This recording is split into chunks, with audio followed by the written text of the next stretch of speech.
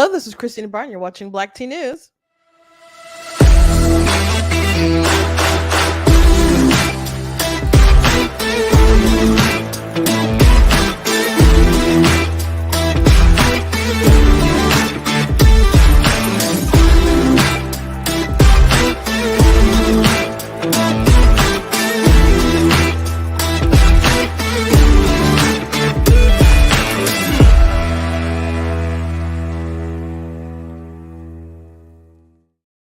Hello. Welcome to Black Tea News. I'm your host, Christina Barr, and today I apologize for the slow start. I had like a little kerfuffle with my computer and stuff, so I had to restart everything. And so um I'm pretty excited today to talk about the subjects. So hope you guys had a good weekend, first of all.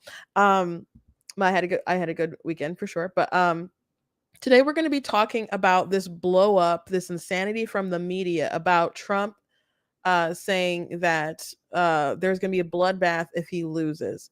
And they're suggesting, and there's all this hysteria, that he legit means there's going to be violence. That's the way they're reading into it. Not because, no, some people may be deranged enough to actually think that, but that's, at least what they're pushing because that's the narrative that they want hysterical, Trump supporters. I mean, not Trump, I'm sorry, Democrats or whatever to believe and hold on to that and to be like, oh, well, I don't like Biden, but we're going to be in extreme danger if we don't support Biden, right? So that's the vibe that they want because they don't have good policies or other things to really, keep them afloat. And it's so silly. And it's probably one of the dumbest hoaxes that have occurred with Trump. Legit one of the dumbest. And I see some people who are supposed to be smart pushing it like crazy. So I'm pretty excited about one person who is pushing it because they have all these like it's like a critical biblical scholar. So I want to go through some of his tweets today, and I can't wait to put this on TikTok. I can't wait. Anyway, yeah, it's and it's not just that. They're also going crazy because they're saying that, oh, Trump is saying that migrants aren't people, and he's specifically talking about MS-13 gang members, which we've been through this ride before, where the media was offended because he called them animals. And you cannot like his language, but to say that he's inferring that all people who cross the border or legitimate asylum seekers are not people, when you know that he's talking about, people, I don't know, who rip out people's hearts or whatever kind of crazy stuff these folks are doing. It's really crazy. So there's that. So we're going to talk about that today. And we're also going to be talking about this interview that or debate. It was really kind of, I think, more of a discussion between Michael Knowles and Pearl Davis. You may know her as Pearly things. Now, I already wrote a very long article about this, so maybe you've already read some thoughts on it. I want to play maybe about it's over an hour, the conversation. Maybe it's about 2 hours or so. I can't remember exactly, but it's definitely over 2 hours. We're gonna watch maybe about 10 minutes of it. So and I think from about this 10 minutes, you can get the gist of what it was like and kind of some major issues with her ideology, and I'll give some other summary as well. But I am often told, like, why do you come at Pearl? We're on the same side. I'm like, I don't think we're on the same side. And I think you can point to something and say that's bad, which is the same. Bill Maher can point to things and say that's bad. Bernie Sanders could point to say something and say, hey, that's bad or whatever. But we have different ideas about how we're going to solve things, if we're going to solve things, and if our ideas are going to actually lead to some kind of societal better, or if we're going to make the problem worse. And I think Pearl is really exposed, as someone who has ideas that are going to make things worse. So we'll talk about that. And I don't like the term pick me. I know people throw around that word a lot, and I've been called that unjustly, but if anyone fits the bill, I think it's Pearl. And so she's gonna be talking about the subject for a while, because she said that she's gonna milk it just like everyone else is milking it. So I think it's worth talking about because this red pill movement and is pretty insane how out of hand it's getting. And also in her reply video, I could not believe some of the comments of people like, "Yeah, Pearl, you did your thing," and I'm just like, Michael ever so calmly made her look like a fool. But um anyway, before we jump into it, I want to encourage you guys go to blacktnews.com, check out different content on my website, articles, videos, etc. If you like what I do here, please consider leaving a donation at blacktnews.com/donate because it does cost a stream, run my website, all that stuff. So you guys can support. I very much do appreciate it and appreciate you guys.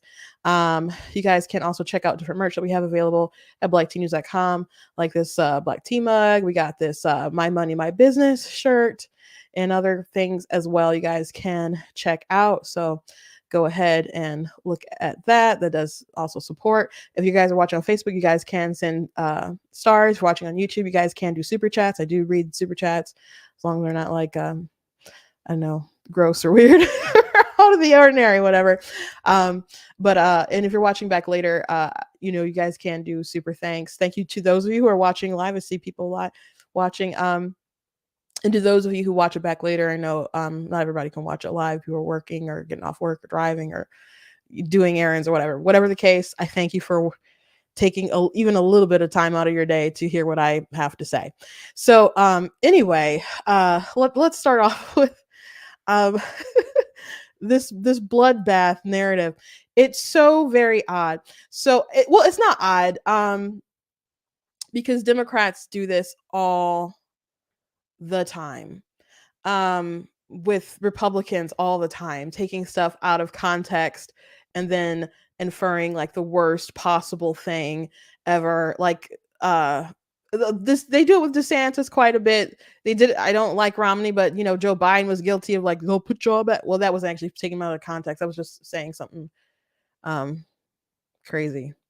But they try to so I guess that's a bad example, but let's go back to DeSantis. The when they had the whole curriculum thing, they're trying to say that he wanted to that slavery was a good thing or other stuff like that, and it just wasn't the case. And they built this whole narrative around it, and they do that with Trump a lot. And the crazy thing about this thing with Trump is that you could the context, just a spoiler alert before we actually play it, he's talking about the car industry and is saying that he's going to put tariffs on China if the China or whoever's going to make cars across the board and think that they're just going to send them in and sell them, and they didn't, they built them outside of America and Americans didn't get American jobs or whatever. You're not just going to sell them to us and think that you're about to take a win. He's like, I'm going to tax you 100%. I mean, do tariffs 100%, and you won't be able to sell those cars. Now, there could be, I don't know, a substantive debate about the overall cost of tariffs and if they actually will benefit at all and if that's an actual good strategy. There could be conversations about that. Instead, their focus is around this bloodbath line, and they're like, oh my gosh, Trump is inspiring violence. And Jen Psaki, who was the press secretary, who's on MSNBC now, is just an embarrassment. She's like, no, we didn't mess up the full context. You have to look at the context of January 6th and all these other things. So she starts relating it to their demented view on other things that they've also deliberately misled people on to like the crazy guy. Well, I don't think it's crazy, but there's that image from a show where that's a meme and the guy is just like this, and there's all these threads of things that they're trying to put together. So that's Jen Psaki in the media trying to advance this idea that they didn't get this wrong, and they're not just spreading misinformation about this bloodbath situation. So I'm gonna get to the bloodbath. I'm gonna get to the bloodbath thing, but I want to start off with another thing first that was taken out of context, like they're saying that Trump was saying that migrants aren't people, and I it's so dumb. Again, we've been through this before, and it won't be the last time, but warning to the media, and maybe they don't care.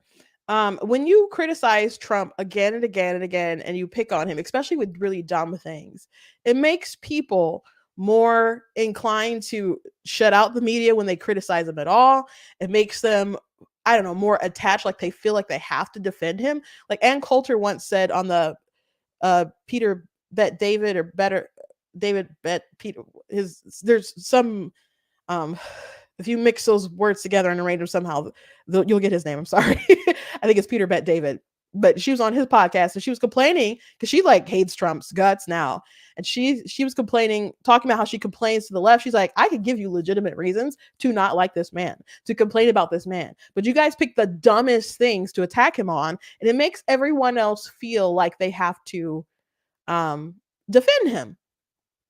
No, maybe I'm after I heard that, I'm like, oh gosh, what if it's a strategy? What if it's a strategy that people, feel that way and they feel that they have to support and defend him, especially if it was a primary or something, and people become more attached to him and they're like, well, I can't just abandon him for DeSantis because they're coming after Trump. And what will they say about me if I abandon Trump when they're coming for Trump and if I go to DeSantis? So people were made to feel this way. So maybe their strategy, but I think there's a lot of derangement attached to it. And then I've seen people that are like, well, I'm still not going to defend him because Trump lies and attacks people and does dishonest attacks all the time. And I guess that's a valid take, I guess, because Trump has said some dishonest things about some of his opponents. However, this isn't just about Trump himself. It's about the lengths that the media is willing to go. And this is such a reach. It's such a ridiculous reach. So anyway, let's look at the comment and context of when he's talking about people not being people or whatever, and how they've spun that. Unbelievable when I see it going. But I got to know all these people. They're very smart, very streetwise. And I would do the same thing. If I had prisons that were teeming with MS-13 and all sorts of people that they've got to take care of for the next 50 years, right? Young people, they're in jail for years, and if you call them people. I don't know if you call them people. In some cases, they're not people, in my opinion, but I'm not allowed to say that because the radical left says that's a terrible thing to say. They say you have to vote against him because did you hear what he said about humanity? I've seen the humanity, and these are bad. These are animals, okay? And we have to stop it. We can't have another Lakin. We have so many people. We have so many people being hurt so badly and being killed. They're sending their prisoners to see us. And they're bringing them right to the border. And they're dropping them off, and we're allowing them to come in. And these are tougher than anybody we've got in the country. These are hardened criminals. And we've got hundreds of thousands of them. And we're not going to take it. We're just not going to take it. They are destroying our country. I'm telling you, he's the worst president we've ever had and the most incompetent president we've ever had. And he's also the most crooked president we have ever had. Now, other than that, I think he's doing an excellent job. Do we agree? So, he's funny. He's funny. Has great, he's a great showman. His good timing. Not always the most eloquent speaker. He did not deliver that in the most eloquent sort of way. Got a little tongue tied or whatever. But I think it's pretty clear if you're a rational human being and you heard that and you listened to it, that Trump was talking about criminals coming over here, MS-13 particularly, and doing terrible things. And those are the people he says are not people. He's not saying that good folks, or not all people who are illegally crossing our border, which they should not be doing, are bad, or illegitimate asylum seekers are bad, though they should do that through a legal port of entry. Or they're all doing bad things. They're not supposed to be coming into the country illegally. But as far as them dehumanizing them, no. But he is specifically using dehumanizing language, and perhaps people of the left find that very offensive. That he thinks that MS-13 are animals. Um, and he said, "Oh, I'm not supposed to say that." He knows that he's not supposed to say that because he's gotten in trouble for it before. When he was president, he referred to MS-13 as animals, and the media went through this whole rodeo show of like, "Oh my gosh, he called them animals. It's so dehumanizing, etc." Blah blah blah. Now, mind you, these are the people who dehumanize fetuses and babies and in the womb and argue that we should have a bloodbath there, I suppose. If that's what the woman deems, but Trump referring to these people as animals and criminal animals and not people is just, it does a bridge too far, right? So he mentioned specifically Laken Riley, who was a young woman who was jogging, was killed, and her story's become big in the news. So to me, it's no doubt that we're talking about vicious criminals here. I'm a rational person. You're a reasonable, rational person, I assume. We're probably on the same page about the context there. But the media headlines are, he's saying migrants aren't people and all kinds of stuff. All kinds of stuff. Very hysterical folks out there.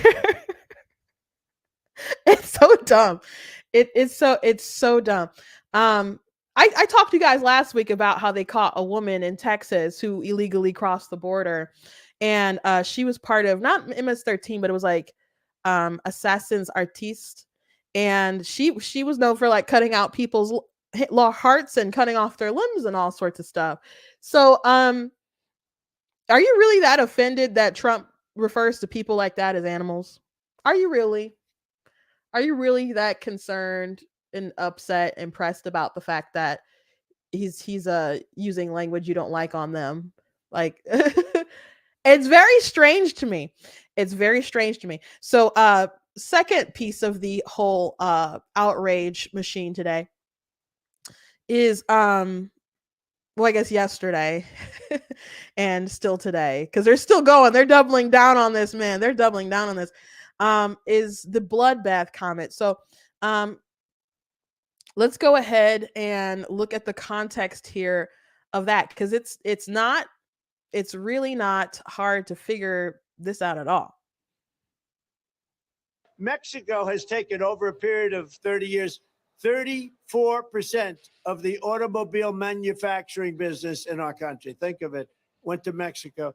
China now is building a couple of massive plants where they're going to build the cars in Mexico and they think that they're going to sell those cars into the United States with no tax at the border. Let me tell you something to China. If you're listening, President Xi, and you and I are friends, but he understands the way I deal, those big monster car manufacturing plants that you're building in Mexico right now, and you think you're going to get that, you're going to not hire Americans, and you're going to sell the cars to us. Now, we're going to put a 100% tariff on every single car that comes across the line, and you're not going to be able to sell those cars. If I get elected, now, if I don't get elected, it's going to be a bloodbath for the whole, that's going to be the least of it. It's going to be a bloodbath for the country. That'll be the least of it.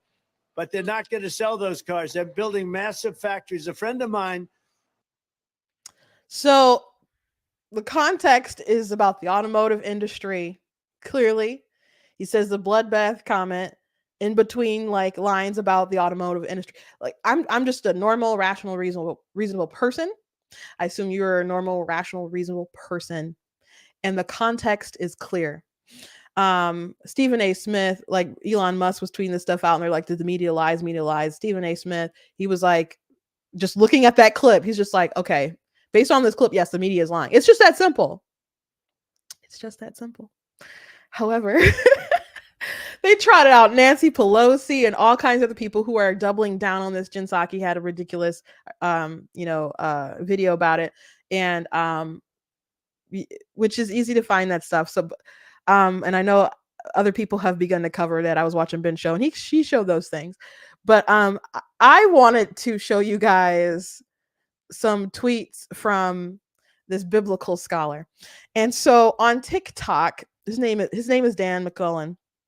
and I knew he was a, and I know he's a like a left wing Democrat. And but on TikTok he just talks about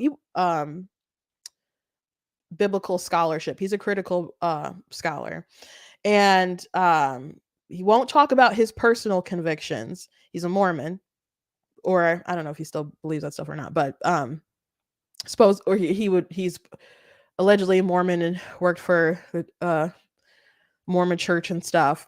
But he puts out a lot of content, has over 700,000 followers. Many of the people who love his content are people who deconstructed, who are atheists, Muslim, etc. I'm not saying there aren't some Christians who like his content or like some things about his content, but he says the most off the wall stuff about his interpretations of scriptures and so on. And his thing is data over dogma.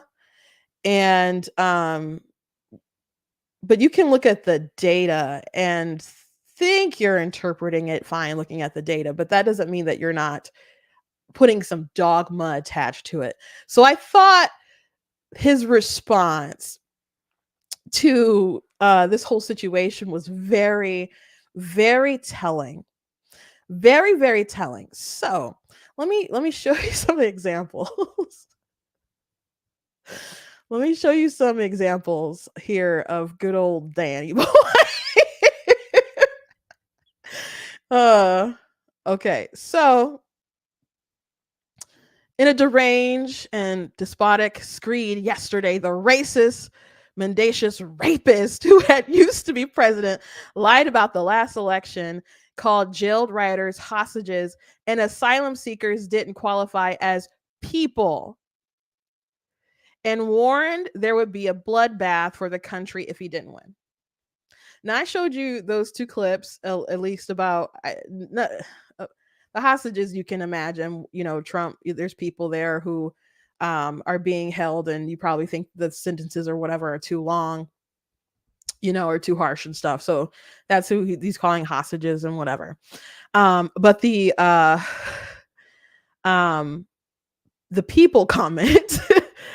you do you think, based on that clip, that he was talking about just good old asylum seekers, legitimate asylum seekers? The lady who they caught in Texas, who you know was chopping out people's hearts and limbs and stuff, allegedly, do you think that she's like just a legitimate asylum seeker? Or the woman, I mean, sorry, the man who killed Lake and Riley, do you think that's just like a legitimate asylum seeker who you're just crying because he said they're not people? That's the way that he decided to phrase the coverage of all this in this rant. uh so here's the bias that you see. um do you think this is dogma or data? Do you think this is dogma or data, is the question. So there's more, because people were saying, hey, you are not interpreting things correctly, you're not being honest. And he kept trying to insert his authority here. So um Ian Miles Chonks, he wrote, hey, the media is lying. And by the way, the headlines, Trump says there will be a bloodbath if he loses the election. Trump says some migrants are not people and predicts a bloodbath if he loses. Trump says there will be a bloodbath if he doesn't get elected in November as a campaign.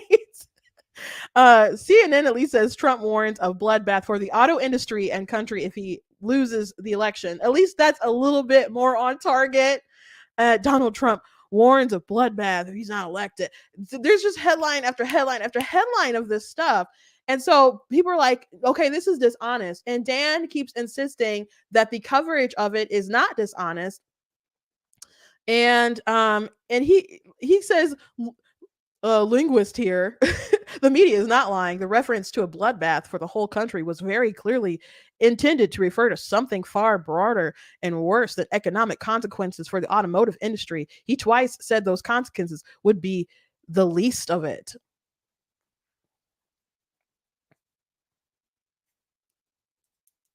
So one thing that Dan does is that he will sit in his office, granted it's his office, and he has all these, fancy degrees and stuff up behind him.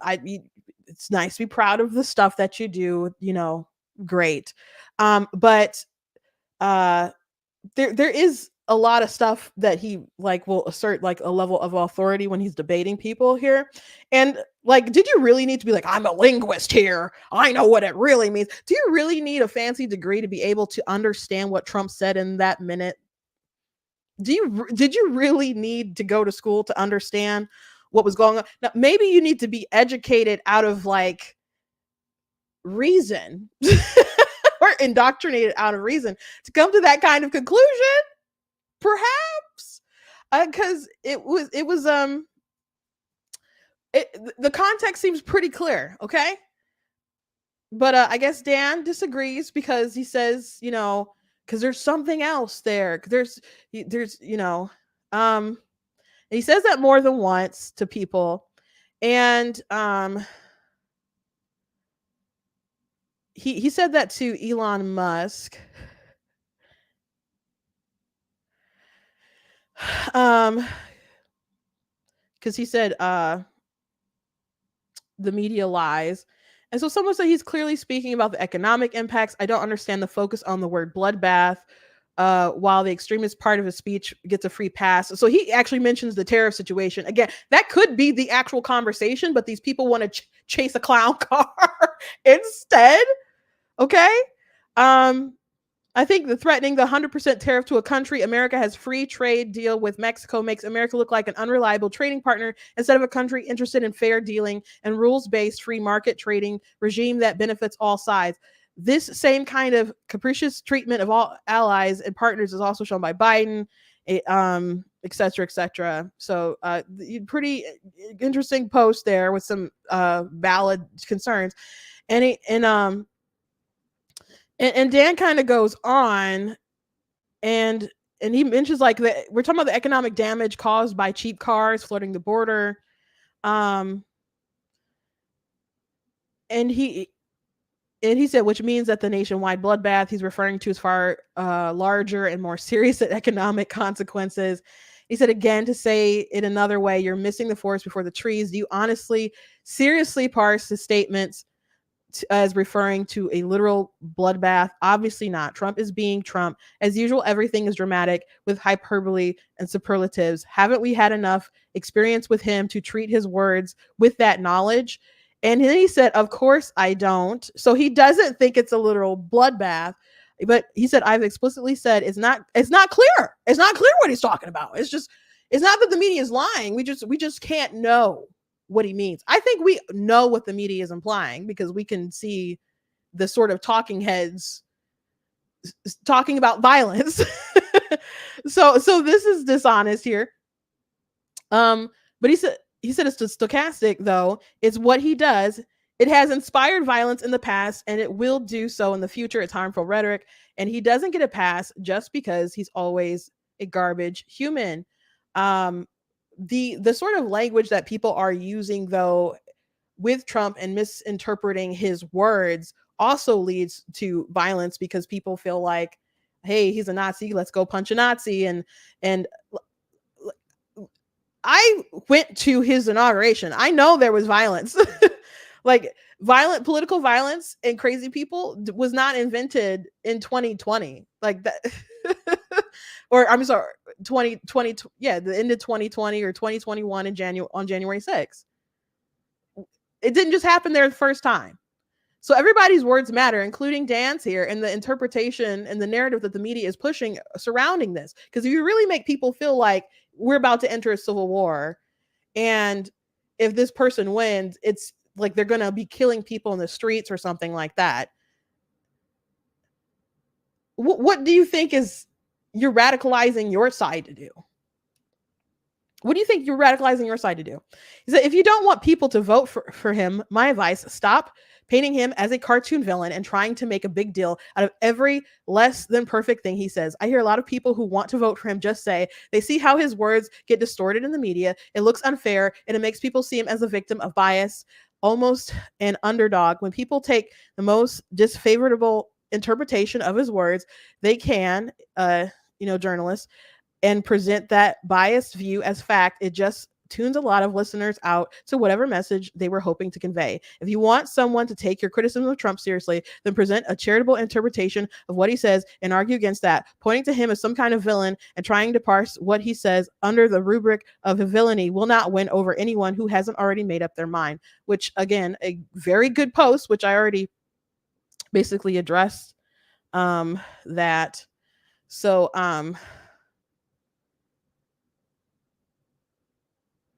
that there's more. There's more.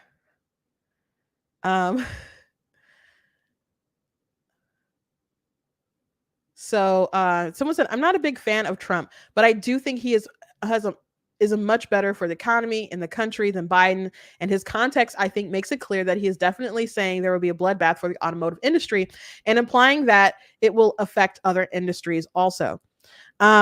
And Dan says that would be a plausible interpretation, apart from the fact that it was an off-script interjection, which for Trump rarely sticks to the topic, and he's not intelligent enough to be thinking more broadly about economic issues, much less to weave them into off-script interjections.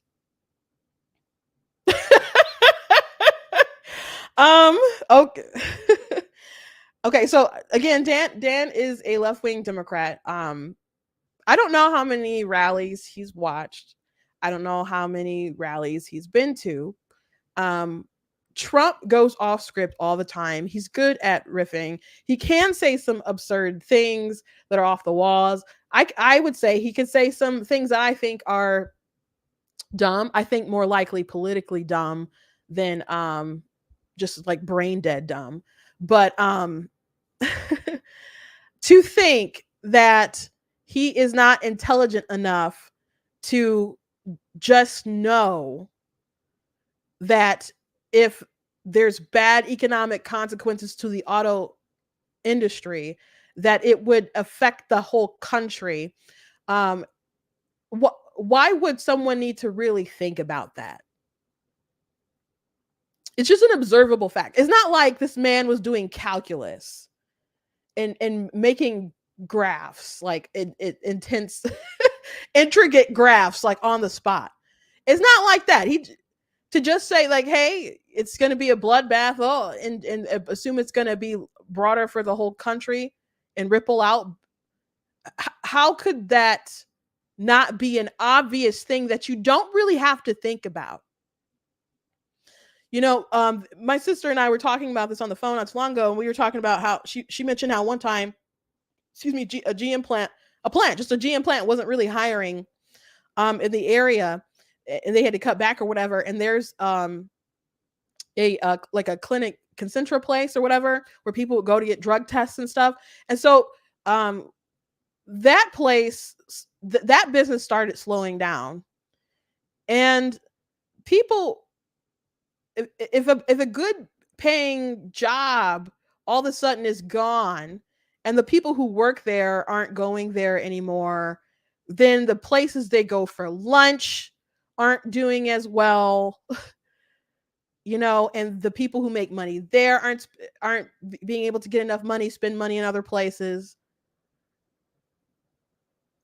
It just is an entire ripple effect. People who are church tithe payers, they don't have that money to pay. Like, everything is impacted when you have a big industry that doesn't do well. And what's really crazy about this take that Trump is just too dumb to just figure that out or know that on the spot when he's just riffing. Did we not just have to bail out GM because they said it was too big to fail? That wasn't that many years ago. Why is this something that someone would have to think about? But that's just, he doesn't like Trump. I showed you that first tweet of like, he's a rapist, he's this, he's that. Oh, He said that asylum seekers weren't people, things that just weren't true. But he has this derangement, this bias that he has built in. So it is preventing him from being able to give, to grant this obvious reading of what happened in a minute of a speech or text, or however you looked at the, whether you looked at transcript or heard it.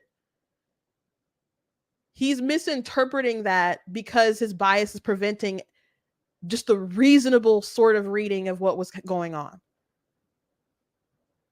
And it so if that's how Dan's mind works with his bias, and everyone has bias, but it's a question of, can you get past that there? If he can do that much damage with like a minute clip, what kind of damage can he do with the Bible? What kind of bias is he reading into the text when he looks at it and he's like, this is just the data. I'm a linguist. And you see how he interprets it.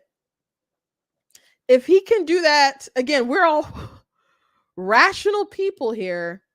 Again, Stephen A. Smith looked at the clip. He's like, okay, the media is lying about this. The media is lying about this. And so people were saying, Dan, this is not good faith. And this and basically made the same kind of criticism that I made about him, that if this is how you interpret scripture. And he said, I'm trying to find the last kind of thing. Well, I guess I replied to him. Let me see if I can pull it up really quick. They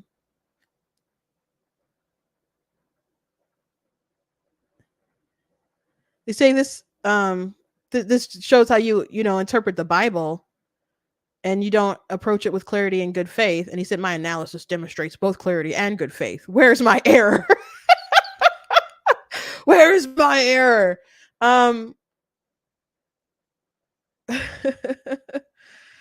Yeah, he just keeps repeating the same kind of stuff that he's been saying. So I just pointed out that no, you don't have a good faith interpretation, and I showed you guys what I just I had a screenshot of what I just read to you guys about the it's not plausible because Trump is too stupid. So yeah, that's the issue. They think this guy is like such an evil dude, but they paint him as some kind of cartoonish villain.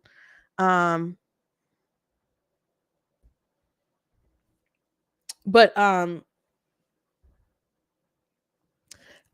how can you listen to what I showed you guys and have the sort of interpretations that he had?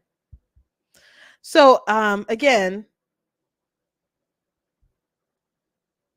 if you listen to this man about biblical advice, I would just be concerned about how he looks at the data and decides to interpret it. And there are people who are very smart in their fields, but they have blind spots, and politics is a big blind spot for a lot of really smart people. So don't get me wrong, but I'm just saying there's a clear error in how he processes information when he has a strong bias, and he does have a left wing bias. Critical scholarship has a bias built in anyway. Like when it comes to like prophecy, they assume they'll assume things like the prophecy, like they kind of the timing, the dating is different because you can't say it's the likelihood that I guess that someone actually prophesied something and it came to pass. They can't just accept something like that, so they assume like the timing or something is wrong, or something was changed, or something was dated wrong, or something along those lines. So they assume bias into the data already. So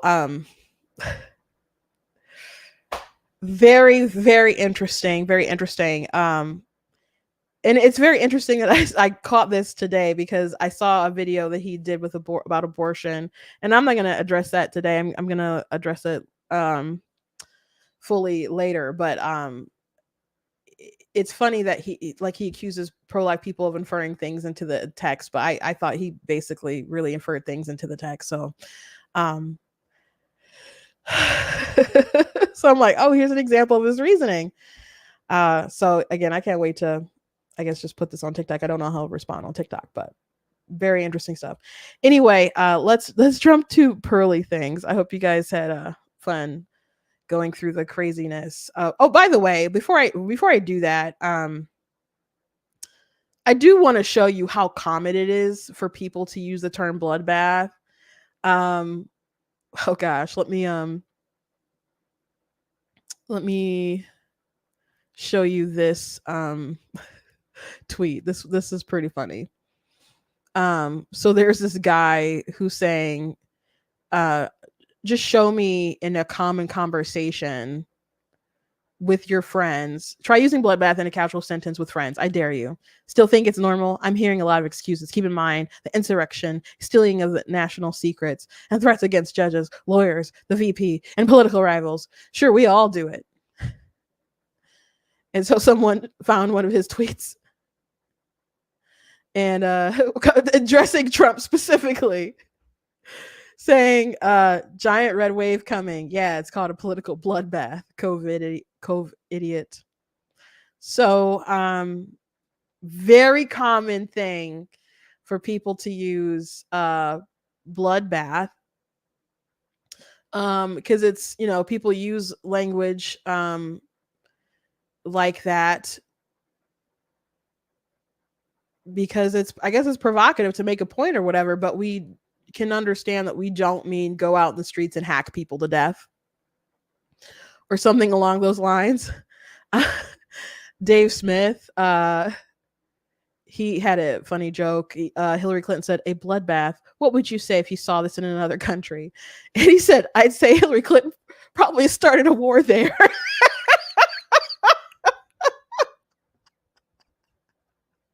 So that's a good one. Oh, that's a good one. But this is a super cut here of people just using the phrase over and over and over again. But as Politico.com reports tonight on the, quote, bloodbath at the RNC, headlines calling it a, quote, bloodbath. Be a bloodbath. Not only is it going to be a bloodbath, but after they leave New Hampshire, it's a bloodbath on her home turf. That's really tough. Trump has left a lot of corpses in his wake. I mean, we can count the bodies as part of the, quote, MAGA drive to take over Maricopa County.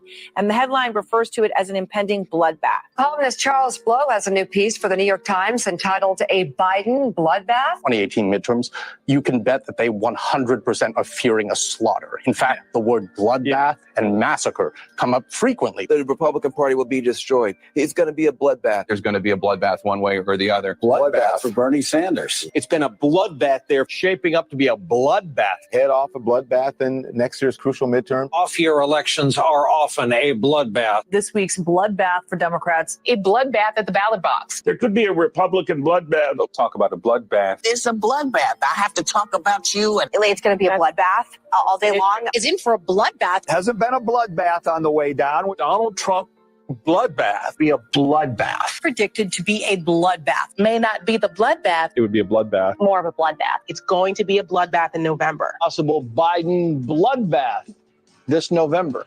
A bloodbath on Wall Street. There's going to be a bloodbath in Alabama into a bloodbath. Obviously, there was a bloodbath. It was a bloodbath. We're down 800 points. This bloodbath at Department of Homeland Security. And it's a bloodbath today. There was going to be this bloodbath. Election bloodbath. It could be a bloodbath for them. Bloodbath, possibly. Bloodbath that went through with the Attorney General. Bloodbath 99 days out. The bloodbath is going to look like presided over a bloodbath in the diplomatic corps. Absolute, in my opinion, bloodbath. The Democrats are calling it ticket sales turned into a bloodbath. Ticket sales for singer Taylor Swift's latest tour. It's safe to say the fans had a bloodbath for the company after the fiasco.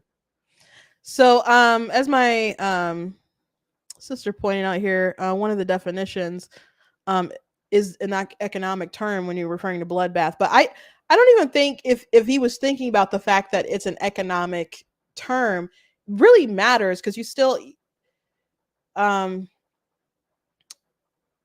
because even though it was referring to the economics of the auto industry or whatever the ramifications in the context or whatever, um the fact that metaphorically that people will be losing their jobs and would have a devastating impact, we understand one way or another bloodbath.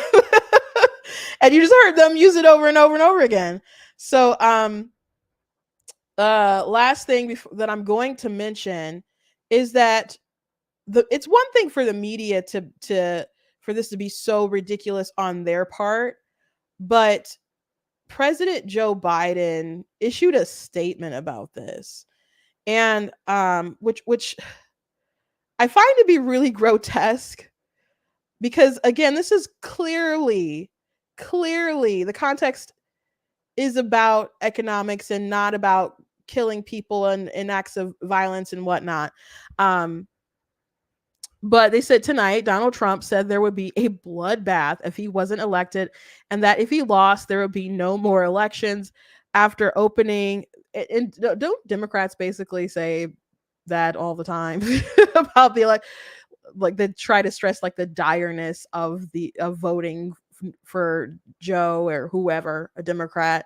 Um, After opening the general election by meeting with authoritarian leaders and rallying alongside conspiracy theorists, Donald Trump continues to praise dictators, promise to pardon political violence, and launch racist attacks against Black and Brown Americans. And I don't know if he means launch attacks against Black and Brown Americans because of what he said about MS-13 and the criminals coming over and committing murder. But if that's the case, trying to draw them with me as a Black American, you're disgusting. You're disgusting. Vile, absolutely vile. It's why last night Trump's own former Vice President Mike Pence, who Trump supporters called to hang for not overturning the election, which some people did, that to be fair, came out against Trump. And I don't know exactly what kind of context, but from what I saw Mike Pence, I believe he explained the context of the comment and had the common sense view. But I have to go back and actually watch that clip. So I don't think he's accurate there. But this is who Donald Trump is: a loser who gets beat by over 7 million voters and then insisted on appealing to a wider mainstream audience, doubles down, and his threats of political violence. He wants another January 6th, but the American people are going to give him another electoral defeat this November because they continue to reject his extremism and his affection for violence and his thirst for revenge.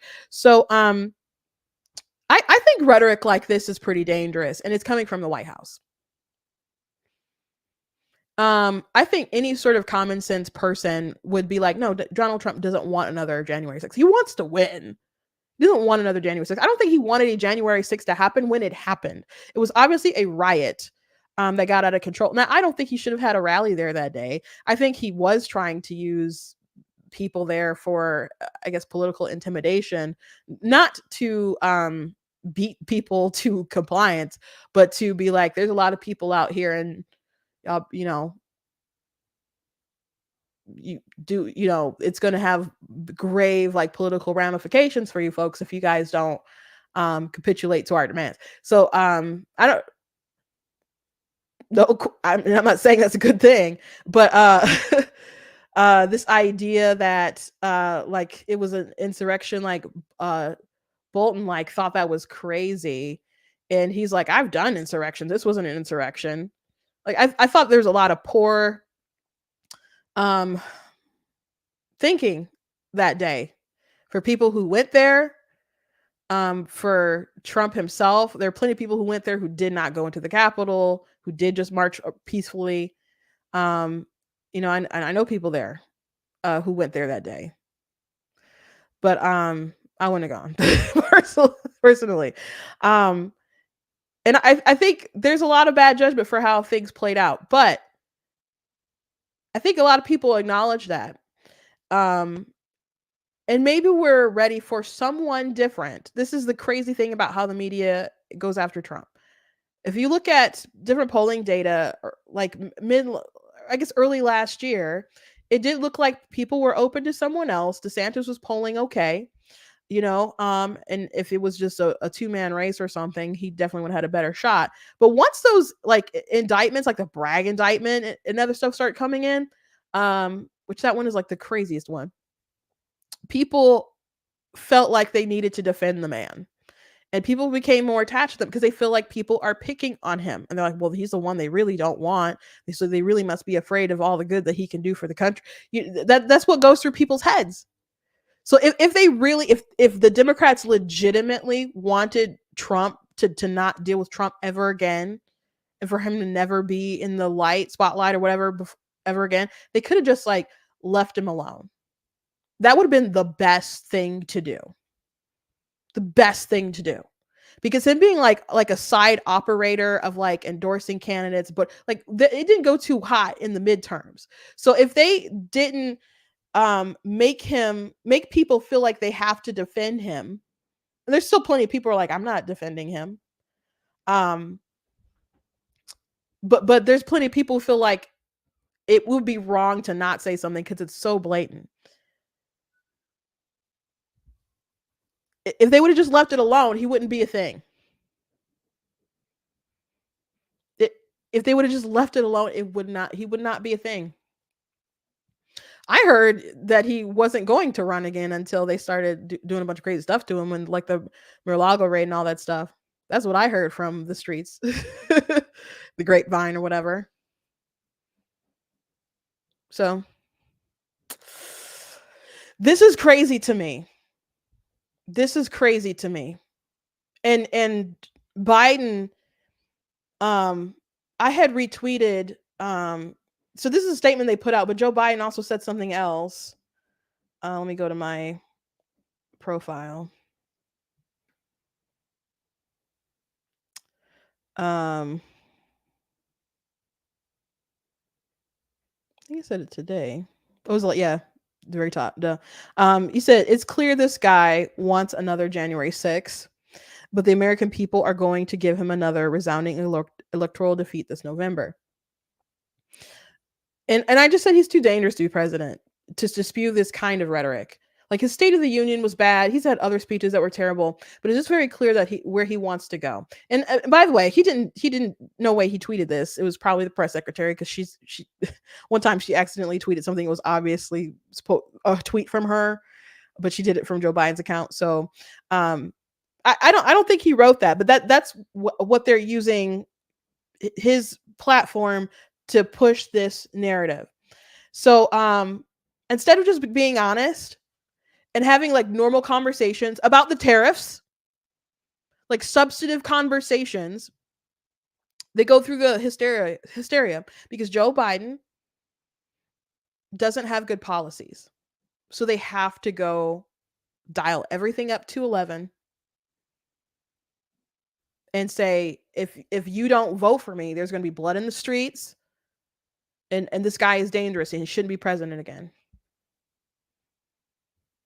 But Joe Biden, his policies are so bad. I don't want to take the risk of him having another 4 years. And from this typical behavior that he has, he's, there's no they go low, we go high. This is low. He's in the mud. And he was always a mud monster character too. Like there was never like Joe Biden is this nice grandpa. That was a delusion. But he doesn't care about the sort of, he doesn't care about uniting the country. He will inflame and continue to inflame. That was clear from his State of the Union. But on top of that, he doesn't seem to want to fix the border. And then he'll, gaslight everybody about the border. Like, I can't do anything unless they pass something, even though I do sign executive orders that overturn things that Trump did. Like, he'll do stuff like that. And he has really skewed priorities on other things as well. How they're handling the Middle East, what Schumer did with his speech was just bizarre last week, which Israel was basically like, screw you. There's a lot of bad things coming from Joe, and he would just be awful. He would just be awful. I've had I mean, if you guys watch me consistently, I don't mince my words when I have a criticism for someone. I will express my criticism whether I like them or not. And I've had a lot of criticisms for Trump, and it's not necessarily that I want to vote for him, but it is like a point of like, I definitely don't feel like Biden can't win. And so a lot of Americans are feeling that way, and perhaps that's why they need to push this rhetoric. But Biden could just be a sensible person for like 2 seconds. Well, no, it's kind of too late. Like, if you do it a little bit now, people read right through that. But it doesn't seem like he even wants to be sensible. So it's really disgusting. Really disgusting.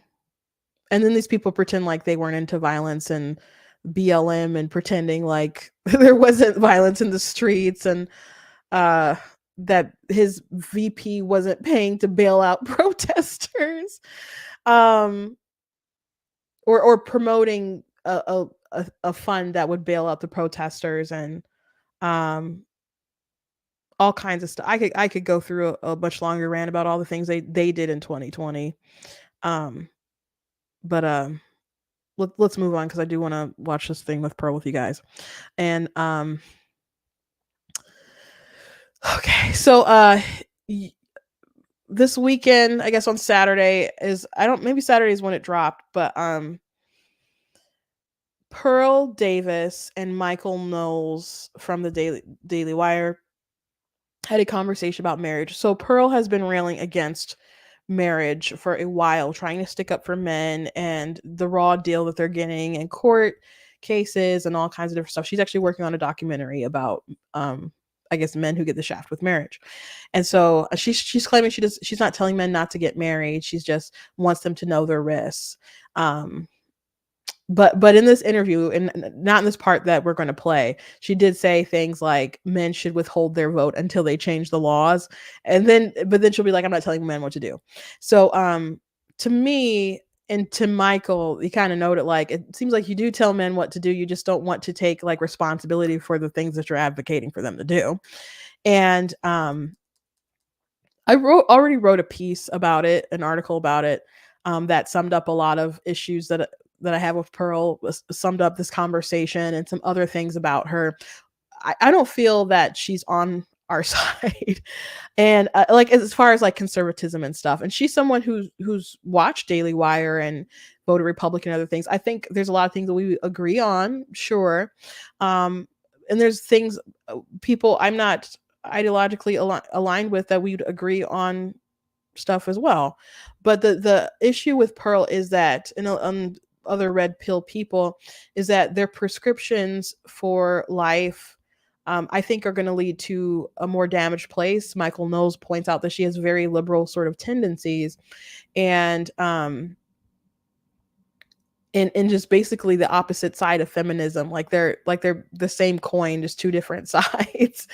And I agree with that, because she complains about women a lot, but I think she is making men to be victims. And she claimed in a recap video of this that everyone's trying to sell something and she just wants to tell the truth. I don't think that's true. I think the obvious thing is that she is selling to men that they are the victims. So it's a long conversation. It's about almost 2.5 hours. So we're going to listen to about 10 minutes of it. And I hope I don't lose you guys midstream. So now sometimes when you play something, you know what, maybe I should play it on Twitter. Maybe that's the best thing to do. Maybe give me a second. I think I'm going to find this on Twitter, because sometimes when you stream things on YouTube midstream, they'll block it, and then I'll lose you guys, and then you could look it up later. But I don't want to do that. So let me just go find because they did post it on Twitter. So let me just pull that up.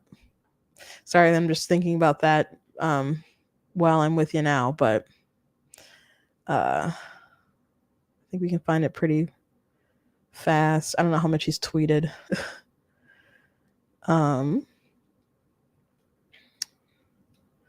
It wasn't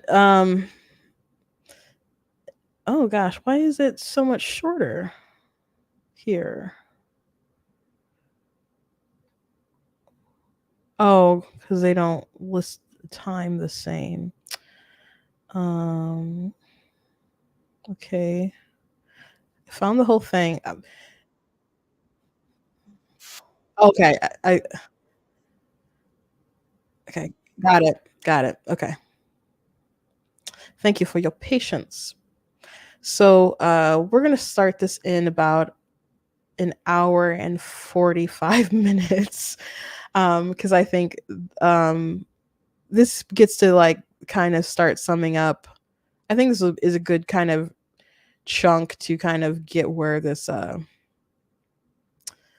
conversation was the whole time.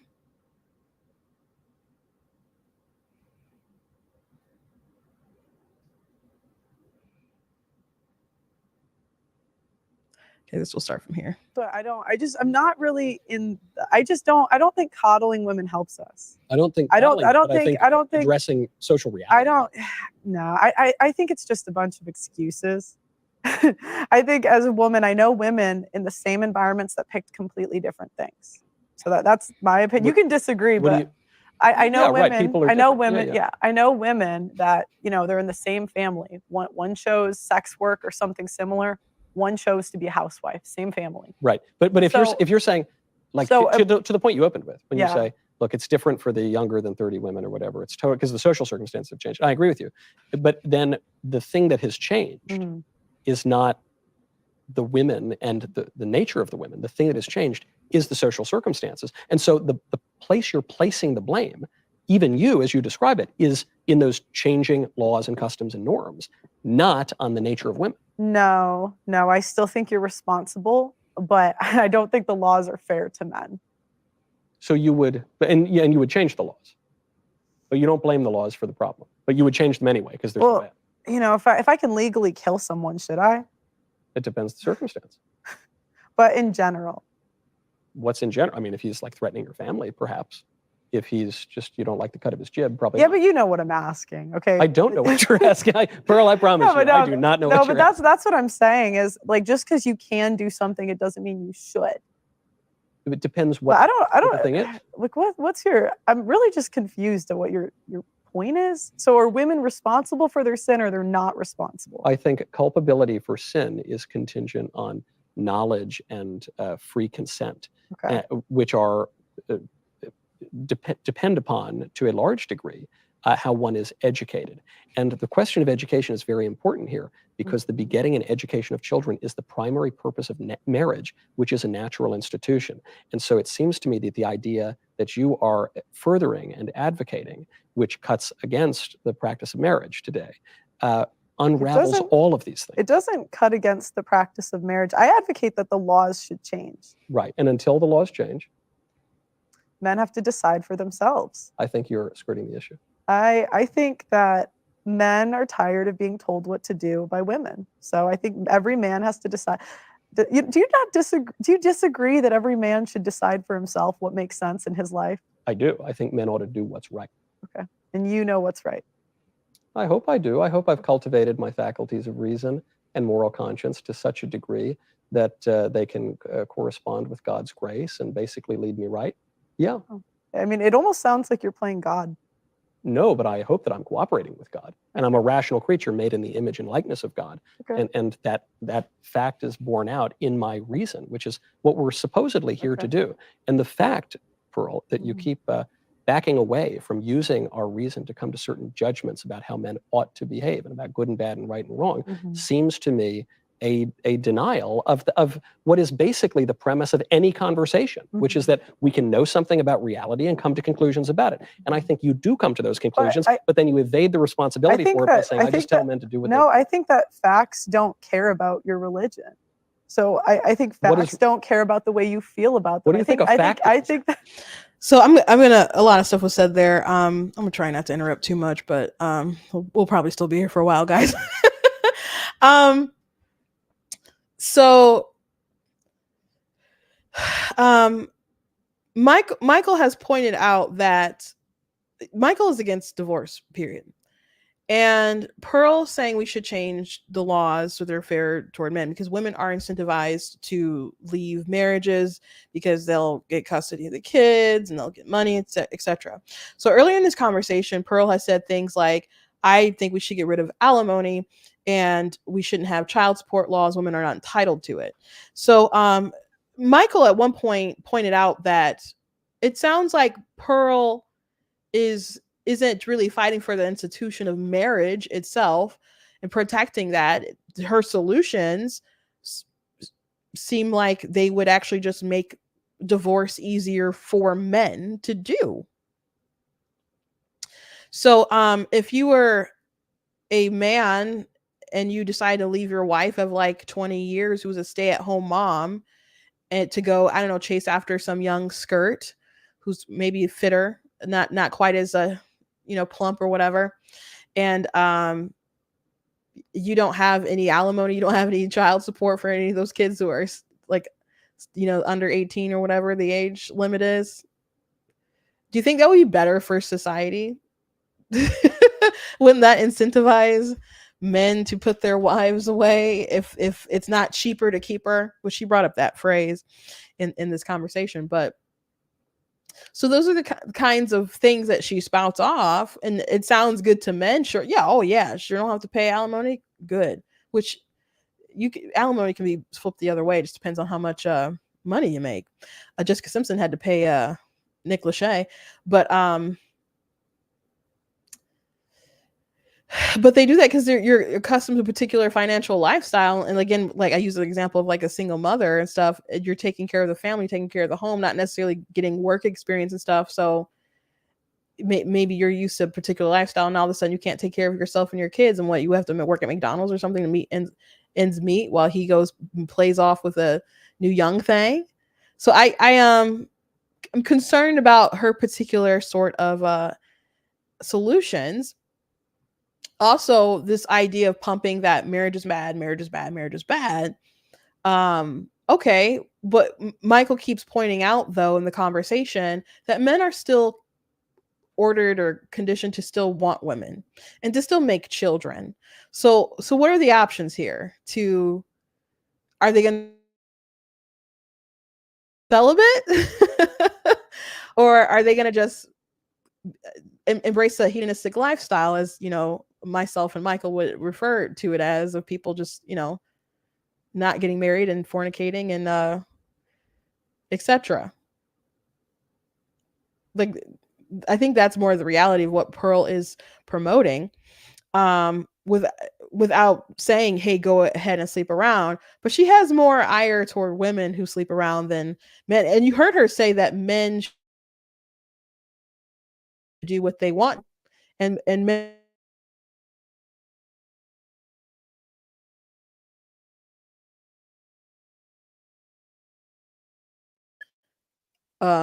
she seems upset that Michael can know what is right and reason what is correct, and even accused him of playing God. And no, you're not playing God, because it sounds like one of those, the Bible says don't judge kind of people, which she does all the time, but just for women. Like you can she keeps bringing up the fact that she's also Catholic. I think just so he will not be the authority as a Catholic person, but it doesn't seem like she actually holds those values and convictions at all here, to say that men should do good as opposed to just doing what they want.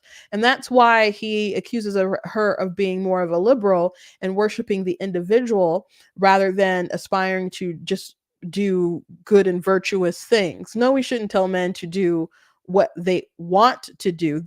They should, hopefully their wills and desires are conditioned toward virtuous things. But if they are not, you should deny yourself and crucify your flesh and do the right thing.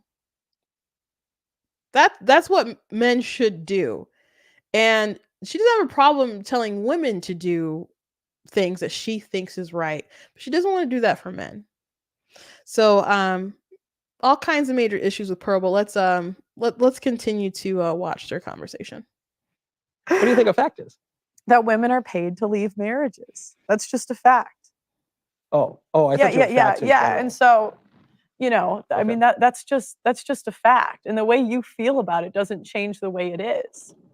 Actually, the way that I feel, which I like to think I've arrived at that through reason. So I think it's tethered to something, real. Does affect the way that I behave. And the way that I behave does, to some degree, affect the social circumstances in which we all live. So in a way, actually, a friend of mine says facts don't care about your feelings. But politics largely cares about your feelings. And your feelings are cultivated through virtuous and vicious habits. And being selfish and sleeping around and not getting married and not having kids is vicious. I don't say and getting married is very virtuous. I don't say that men should sleep around. But you say they shouldn't get married if you were to give advice, which you don't. I say that men should be extremely cautious when getting married. I say they should vet women heavily. And if there are not enough wives, that might not be the way that they end up going. So what should they do then? It's so interesting. It's always back. It always goes back to that, like me telling them what to do. Every guy's got to decide for himself. In Pearl World, which we were living in Pearl World earlier, then what would men do if they begged you for advice? I would say go talk to a preacher, your pastor, a preacher. I thought facts don't care about your religion. or your father. Or look, I just don't. Again, I'm not in the business of telling men what to do, and that's just not, But I think you kind of are. Not really. Not really. I just don't think. Do you have any? Okay, before we move on, and I do want to point out that the conversations that she's been having with people on the right, and she's like, I tell men to be cautious, vet women, etc. Like Ben Shapiro, Matt, Michael, everybody. It's like, yeah, that makes sense.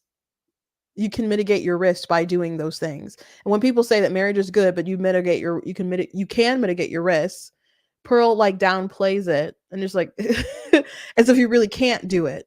So I think she's doing a bit of a contradiction here. But my dad was terrified of getting married, terrified of it, because he saw other couples around him and he's like, I don't want chaos or whatever. And he saw, ministry was very important to him, and he didn't want basically to risk a woman coming in and basically derailing so much of that stuff. So he was actually preparing himself to just be celibate, his whole entire life and not get married and, do the gospel.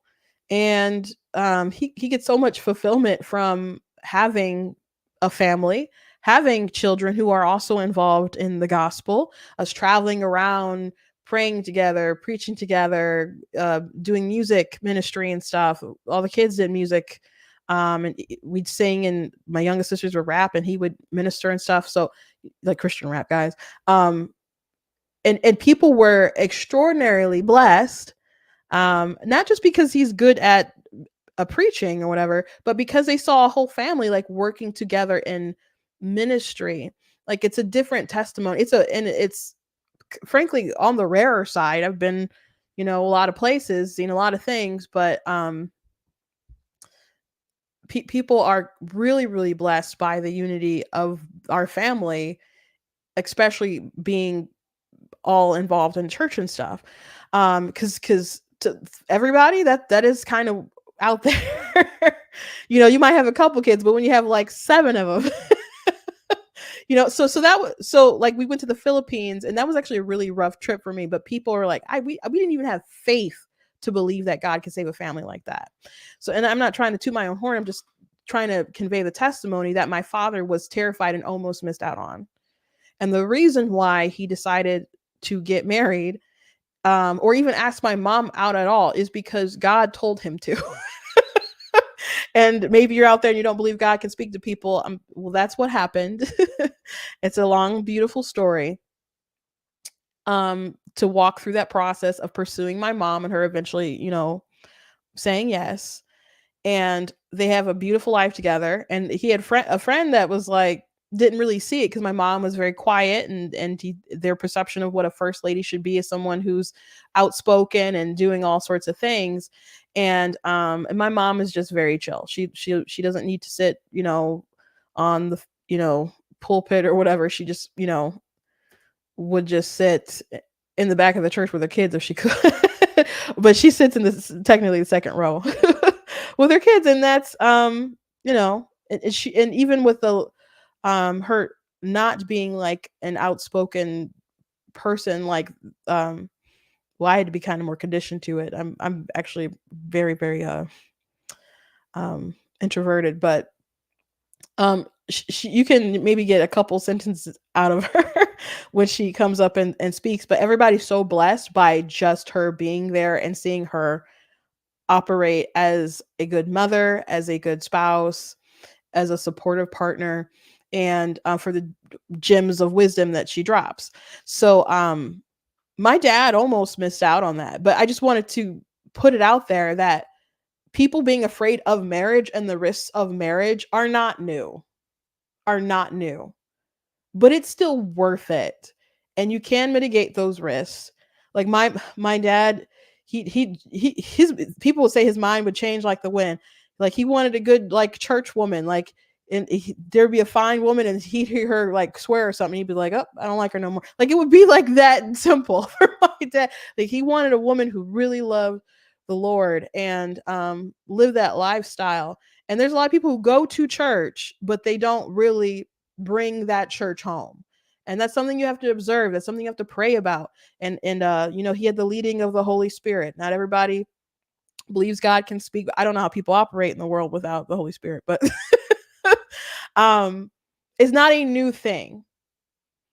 So her advice, like vet women, etc., blah, blah, it's not new advice. But when people give that same advice, Pearl still comes at them like marriage is still like a bad thing.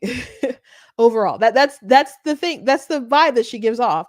And you can go read her tweets and other discussions that she's had, or listen to other things that she's talked about, but very, very negative view. And she's trying to kind of skirt away from the vibe that she's given. And I've only seen her talk about the negative aspects of marriage concerning men, and not the risks that women will go through when they get married, or their kind of horror stories. I've seen her blame women, but it's very one-sided with Pearl. But anyway, let's keep watching. Because it depends on the guy. How do because you would first ask like what their situation is. Every person has a different situation. But every man we're talking about is a man, and there's some things that are common to men, like human nature. And marriage, being a natural institution, is something that is common to men throughout all of history. But it's not the way we do it today. Some of us. Marriage today is not marriage anymore. It's not marriage when I think hold on. I'm sorry. But back to what he was saying before about how we can be impacted by our world and the information that we have is, if you don't agree with him on that it's important what kind of information we have to make informed opinions, then you can't complain about things like the Hunter Biden laptop and stuff. It's important that the people around us are honest when they give information, because it does warp our worldview if we don't have true knowledge. So we have to discern what is the truth, and the people around us, are they being truthful? But I just wanted to throw that out there. the sort of information that you do have. Totally. Now you're still culpable for the decision that you make. Like if you voted for Joe Biden, you know, for whatever reason, and allegedly if you had known that there was this laptop, and if only you had known about the business dealings and Hunter being, making porn and other stuff like that, that you would have changed your mind if you're one of those people. You can still say, well, that's your fault for voting for Joe, but you can say, well, there was information that they purposely hid from me, but anyway, let's keep watching. It's not marriage today is not marriage anymore. What do you mean by that? When the average marriage is 7 to 8 years, when women leave 70 to 80% of the time, when women can file abuse or can accuse you of abuse on the way out the door, when women can put you on child support, when women can put you on alimony, there are many it attacks is on not marriage anymore. I totally agree. And we're confused about marriage. I totally agree. So again, I have a hard time telling men to sign up for an institution almost blindly. I don't think blind. I think they should with the consequences that come with it. Don't you think? And I've seen men on the other side of it. Men are 9 times more likely to commit suicide after divorce. Yeah, divorce. They're and it ruins men's lives every day. Well, we don't just. That's not something we disagree on. But sometimes it sounds like you guys downplay it by how. I don't think so. I just think you're denying that you're advising men to do anything, even though you're saying it would be a good strategy. No, I don't tell men what to do. One man might find that Christian virgin chick in the middle of nowhere that goes to Latin mass. One man might not find one close to him at all. I know someone that runs a matchmaking service for like Latin mass. Great. They're having the same problems. And this is for the Latin community. I know someone that runs one. He tells me the same thing. There's too many men. There's not enough women in this specific one. Yeah. And the women are a bit too high of standards, a bit delusional on what they ask. Have you ever been to the female delusion calculator? Yeah, but my point is, so you're going into the churches, you're finding the same problems outside of the churches. Maybe some of them are a little slower. Yeah. Some of them are a little slower to hit, right? Like Latin mass, I would say, is one of the better ones, but there's still a record number of annulments. So I do want to point out, women can absolutely have delusional standards as far as what they want in a man. But I think Pearl, though, uplifts standards that can push for that as well. And she focuses a lot about how men would hold women visually in their eyes rather than she doesn't really mention good virtues in someone as far as good marriage material for women. She didn't mention things that Kevin Samuels would say, like being nurturing, cooperative, kind, and she doesn't mention about anything domestic skills like cooking and other things like that. She mocked the idea of like someone meeting a girl who bakes bread, and someone in the comments was like, I stayed home, I baked bread, I'm married now, and I bake bread for my husband. Like so there's girls out there, but she doesn't really talk about those sorts of things. When she said earlier at the beginning of this conversation, things that make women not marriage material is that they're fat, they're in debt, and have tattoos. And she claims only like 5% of like women out there are marriage material according to these metrics. And that's her view. Now when I tell people that, they're just like, men are fat too, like what the heck. And someone at church was like, people's priorities change as they get older. Like you might be like focused on, you got to find the hottest thing with the washboard abs and other stuff like that. But when you get older, like you want a woman who's going to take care, that is going to be a good mother. Like you start focusing in on those things. So there's this idea of like women being delusional. Again, women can have some delusional sort of standards, but I again, I don't ever really hear the flip side from Pearl on these things. Still see more liberal Again, things. not among the trads, but in the Catholic Church broadly, the annulments have gone up. Correct. And so my point is, it's going to be tough to convince men to join these things when even the churches seem to be going left. Yeah, I agree. But the churches are teaching egalitarianism. Like this, some are. I went to, and I know a lot of these are anecdotes, but when you start to interview as many people as I have, you start to see patterns.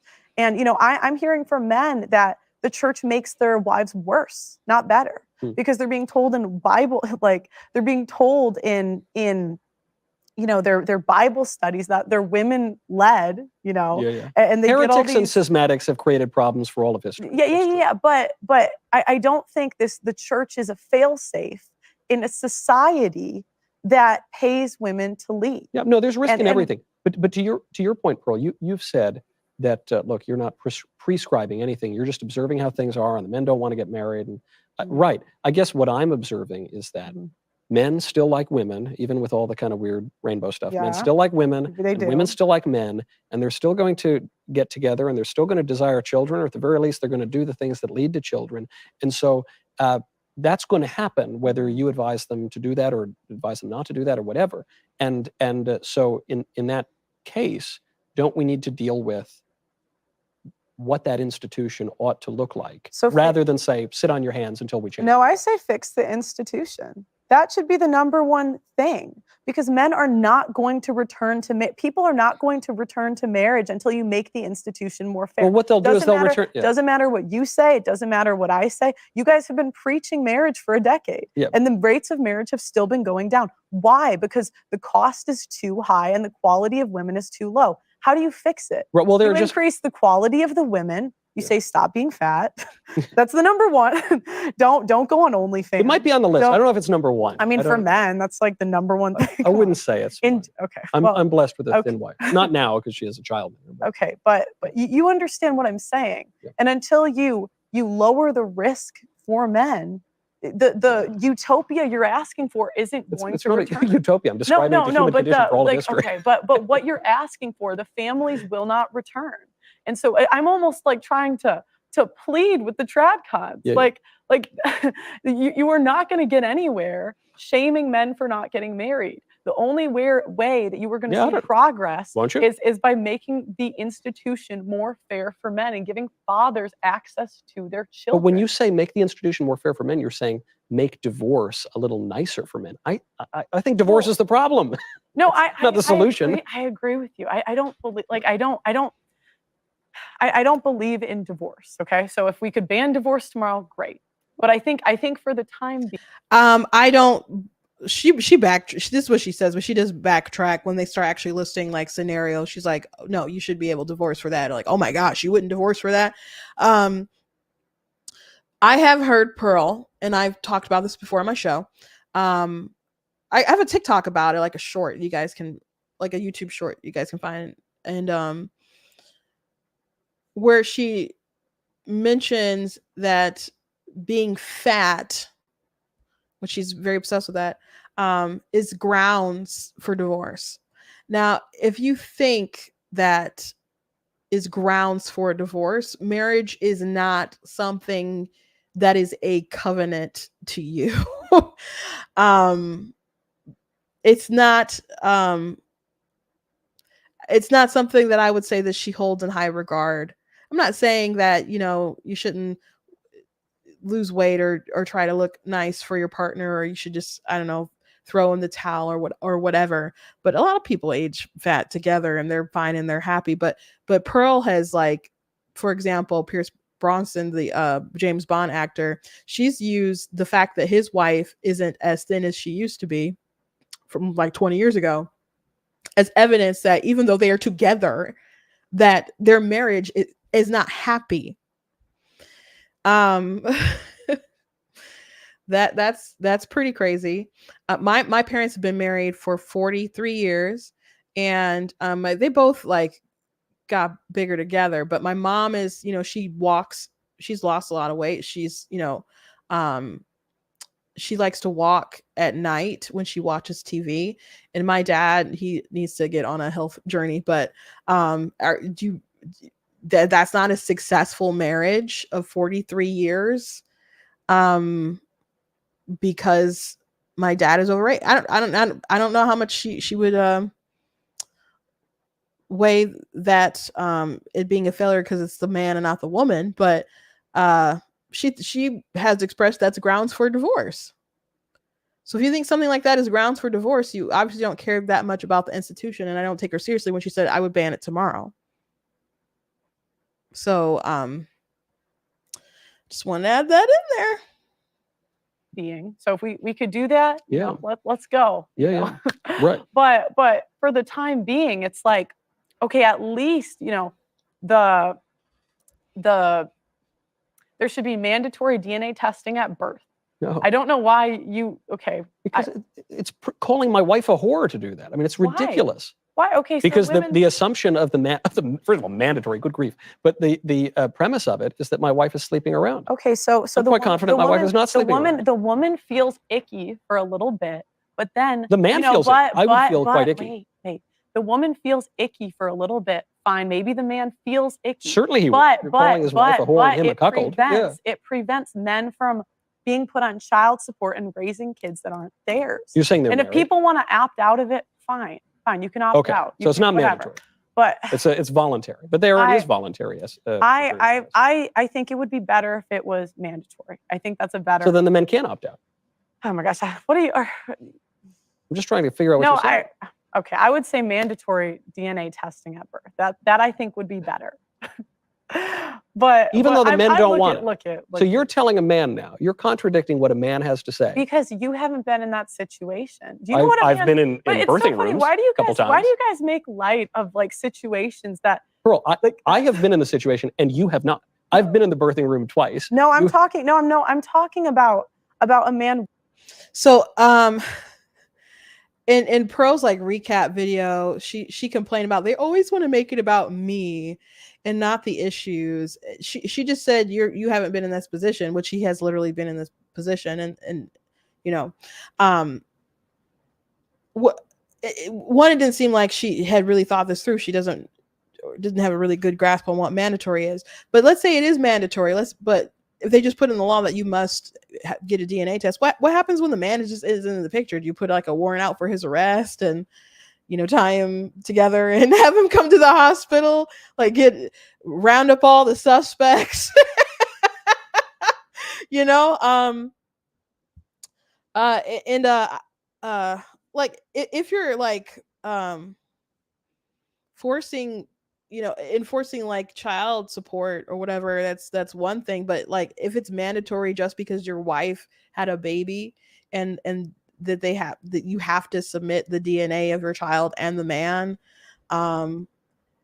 that seems silly. Like she said, oh, they'll feel icky for a little bit, but like, okay, but why don't you just tell the woman, like, we're getting a DNA test, and then you feel icky for a little bit? Maybe she's offended, but that sounds like that's your problem. That sounds like that's your thing to work through. Making people who don't want it mandatory is silly to me. And someone in her comments said something along the lines with she should have asked Michael how would he feel if police just did, you know, random checks for alcohol to just make sure that they're keeping the public safe. And I'm like, Michael would probably say police shouldn't randomly search citizens without some kind of cause. You know, I would assume would probably be the response there. So yeah, this particular portion is getting a lot of play there. I don't, you know, if you don't want to be on child support and you claim that it is not your child, getting a DNA test is like absolutely, like, obviously the thing to do. But in a case like Michael with his wife, they're confident that those children are his. Why enforce them making them get a DNA test? You know, it's just it's silly. raising a child that's not his. Oh, It's yeah. not an uncommon thing. At least one of my kids looks like me. The other one looks a lot like my wife. No, but okay, but we're trying to make jokes, but this stuff is serious, Michael. Yeah, like this sort of. is serious. Like I guess but- the implication so- the implication though is that in 2% or whatever, where the woman has cheated or something.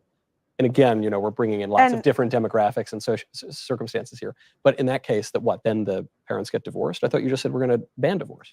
No. Well, okay, if she's committing fraud, then yeah. She's committing adultery. Do you think adultery is grounds for divorce? I thought you said we're going to ban divorce. This is what I mean by the liberal kind of things creeping into Okay, your I'll worldview. give a couple exceptions, but Backtrack. I personally, I don't know if banning divorce. I think you're trying to railroad me off of the real issues. I'm not. I'm trying to figure out what you're but I want articulating, and you're contradicting yourself. I'm not contradicting myself. You just did. You said we'll have Okay, mandatory fine, testing. We fine, won't have fine. mandatory. Because We'll ban divorce. We won't ban divorce. I was trying to compromise here because Okay. you said you felt icky. I said fine. Michael Knowles will get the note. I get the exception. Yeah, That's you good. can be Okay. the exception. All right. Well, that's good. I'm happy to be an exception. But my whole point is that this stuff is serious, Michael, and you are not going to see marriage return until you start enacting policies that protect men from the institution of marriage as it is today. Oh, sure. Yeah, but we don't disagree on that. Right. Then what's the argument for? What marriage is, why it's still good to do, no matter what the policies are, why man is inclined toward it. No, any policy? Yeah, I think marriage is always good. Any policy. Yeah, I think any country in the world at any time in history, it's basically good to get married. So a guy, so if they make a policy that, I'm trying to think of something crazy. I mean, even the policies that are today, it's like, She couldn't think of anything. That if, so really any policy. Wait, what? She couldn't think of What? anything. Here comes her producer. Your son got married, and his wife got pregnant. And come to find out, 5 years later, he's not the biological father. He's been living this life for the last 5 years. You're saying that you would advise your son to stay married to him. So the question, because I have a microphone on, was if my son were married and his wife cheated on him and had a kid by another man, would I support my son divorcing? I do not support divorce under any circumstances. So I think Back in 19 in 1 Corinthians 7, where it says, choose the hardness of your heart. You're allowed to divorce your wife under the of sexual immorality. he doesn't say that. But the question that was brought up from off camera was what about the so-called acceptive clause in the Gospel of St. Matthew, where our Lord says, what God has joined, let no man separate, except for the case of porneia. And what's curious about this so-called acceptive clause, which in recent centuries, some Protestants have interpreted to mean that if your wife cheats on you, you can divorce her, but which had not been understood that way for the vast majority of the history of the church, and certainly and still is the case in the Catholic Church and elsewhere. I guess one way to understand that, and that apparent contradiction with the other synoptic gospels, which do not have the so-called acceptive clause, is to remember that St. Matthew is writing for a Jewish audience, and there was a live debate at the time over the exception, what type of adulterous exception that would imply. And so one way of understanding Matthew chapter 19 and the acceptive clause is to say, actually what he's saying is, let's ignore this whole sort of debate that's taking place between various Jewish groups and just get to the heart of the matter. But furthermore, the fact that you see it in the other Gospels, not repeated with the acceptive clause, would seem to bolster the traditional view of the Church, understood in the magisterium and the depositive faith, and articulated by the Vicar of Christ on earth, that no, you don't get to divorce just because you cheat on your wife. Also because it just at a natural level, that would create a perverse incentive such that if two people don't like each other, there's an incentive to just go out and cheat, and then you can dissolve the marriage. Okay, so if he's raising a kid that's not his, you would support them staying together. I oppose divorce in all circumstances. Yeah. So his explanation of that scripture, I don't think was great, but my sister has like this Greek expanded kind of version of the Bible, and that talked about that verse, and I don't remember exactly how to phrase it or whatever, but I don't know if she's still in the chat, but it was kind of more along the lines of not just that there was infidelity, but this is it's a kind of determination to just be the worst. Like there's like a rebellion to do the right thing. So maybe if we're talking about like the whore of Babylon or something, like someone who's like totally in rebellion, as far as with their nature, but or what is right. I wish I had the book with me, and I hope I'm kind of explaining it right, but I'll have to look back at that again. But I do want to do shout out to the super chat here. I'm about to head to work with this playing in my headphones. I'm going to be so productive with how irritated Pearl makes me. Thank you so much for the super chat. I appreciate that. So this segment here is getting a lot of play as well, and there's the red pill folks, they're like the people on the right, they're such simps and stuff. And to find out that your spouse cheated on you would be so absolutely devastating and terrible, and to find out that your child that you've been raising for, in the scenario, 5 years would be absolutely heartbreaking. And that would be a huge obstacle to work through with your spouse to regain that trust, because obviously it's not just that's not your stuff, that is a massive lie, but there's been this lie that they've been living all this time that she's been keeping from the man. So that's a huge hurdle to overcome.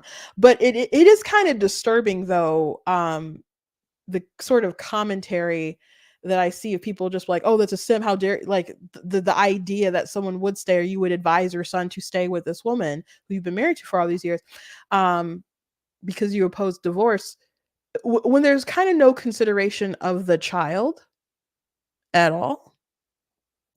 So yes, the wife did a absolutely monstrous thing here, but you have been raising a child who you have been calling son or daughter, whatever the sex is, that you've been calling this child your son, and they've been calling you daddy, and you just want to be like, let's break up the family over this, like a given. Like, I guess you could have to weigh the pros and the cons of the life that you've been spending together, and try to work through it or not work through it, but just the automatic, oh yeah, I gotta divorce her because that kid that I've loved and cared for, I don't anymore. Or like what do you think is going to happen when you break away from that child and she's alone with the child? Do you think you're still going to get, the same kind of hugs and holds and t-ball games and all this stuff if you divorce, and then there's a child all of a sudden that's just like, my dad is gone? So Pearl has had a lot of commentary about women and divorce, and that if they are not happy, that they should stay, because the most important thing is service to the family. Doesn't matter if you're unhappy, it's service to the family. You cannot be selfish. I guess my question is, what is best for that child, and how come she's not saying that a man should consider that? It should just be like, oh wow, you won't let a man divorce. So I do think it's just, again, it would be a terrible scenario, awful thing for a woman to do, but to just be like, yeah, divorce, like absolutely, with no conversation or consideration to that child, is I guess explains a lot about why our world just sucks. I guess there are more people than who are who have like lived their whole lives with this kind of lie, I guess, between the family. I've heard some interesting tales, especially with like the ancestry DNA stuff coming out, people finding out that their daddy wasn't really their daddy and other stuff like that. But even if you take aside the religious stuff, like, have you guys watched episodes of Maury when they bring people on and they do the DNA test and the woman's crying and they're like, that's still my kid, that's still my child, that's still my child? So if people can have that from like a non-religious perspective, why is it so strange that Michael, who is a Catholic, is going to sit there and say divorce is wrong, I'm against it? Because again, Pearl doesn't really seem to respect the institution that much, as a whole. So I'm sorry, I said we were going to talk about this 10 minutes and I just my math was wrong. But I think we're going to just maybe watch another 5 minutes of this. Wow. That's a conservative view, not a liberal view. Yeah, I guess maybe I'm liberal in that one. Yeah. So, no, I think you're liberal in a lot of ways, and I think the red pill is liberal in a lot of ways, Yeah, which is why they're ironically just the flip side of the feminists. Well, I disagree with that because again, you guys are the ones pushing men into a feminist institution, which marriage today is. Again, you're not going to see marriage return. Pearl, marriage has been around long before Mary Wollstonecraft and feminism. Okay. It's a universal institution that has been around as long as human beings have been. Mm-hmm. I think it's a little silly to call it a feminist institution. Well, the way it's run today is. I think the way it's run today, it's 7 to 8 years. and the man doesn't get access. I know, but no one's talking about you. Well, I'm talking about me. But that's the point. We're just talking about me and you, Pearl. You know, the society is just me and you and everybody else. Right. But that's the whole point. And I just, we could deal with shoulds the way the world should be. And I'm saying the way it is now. I'm saying the way it is now, marriage will not return until you start lowering the risk for men. I suppose the distinction here is you're painting my view as being some sort of utopian prescription. But to the contrary, I am describing the way that the world is and has been. Marriage is a natural fact. It has been a natural fact for all of human history everywhere in the world. And so it seems to me quite the opposite, that what you are prescribing for men, though you won't take responsibility for advising it, is that men avoid this natural institution, that no matter how much you advise them against it, they're not going to avoid it. I don't advise men to, why do you keep putting words in my mouth? Because it's obvious, girl. I think it is. Okay, it's not. Every guy should. She just say every guy should decide for themselves. Because he said that she's liberal. And the red pill movement is very much like feminists themselves. But she's a lot like the women that she shreds all the time, because she doesn't want to take accountability for her words, for her influence, and she is advocating for stuff which is very clear throughout the conversation. I understand that she doesn't want, if men go ahead and decide to not get married or get married, she doesn't want to take responsibility for what they decide to do, and it is ultimately their decision, but she is responsible for the sort of rhetoric that she puts out there in her sphere of influence, and she obviously enjoys and prospers off of her sphere of influence. And she obviously, she'll claim that she doesn't have an agenda, but she's only told horror stories regarding men and not women, and she wants to, just kind of throw out any positive kind of stuff. Michael talks about his positive stuff, and she's like, well, you're just downplaying all the risk and other stuff, like as if Matt or Ben and other people didn't have fears or concerns or try to mitigate their risks. Again, it's not new that men are afraid of marriage. It's so not new.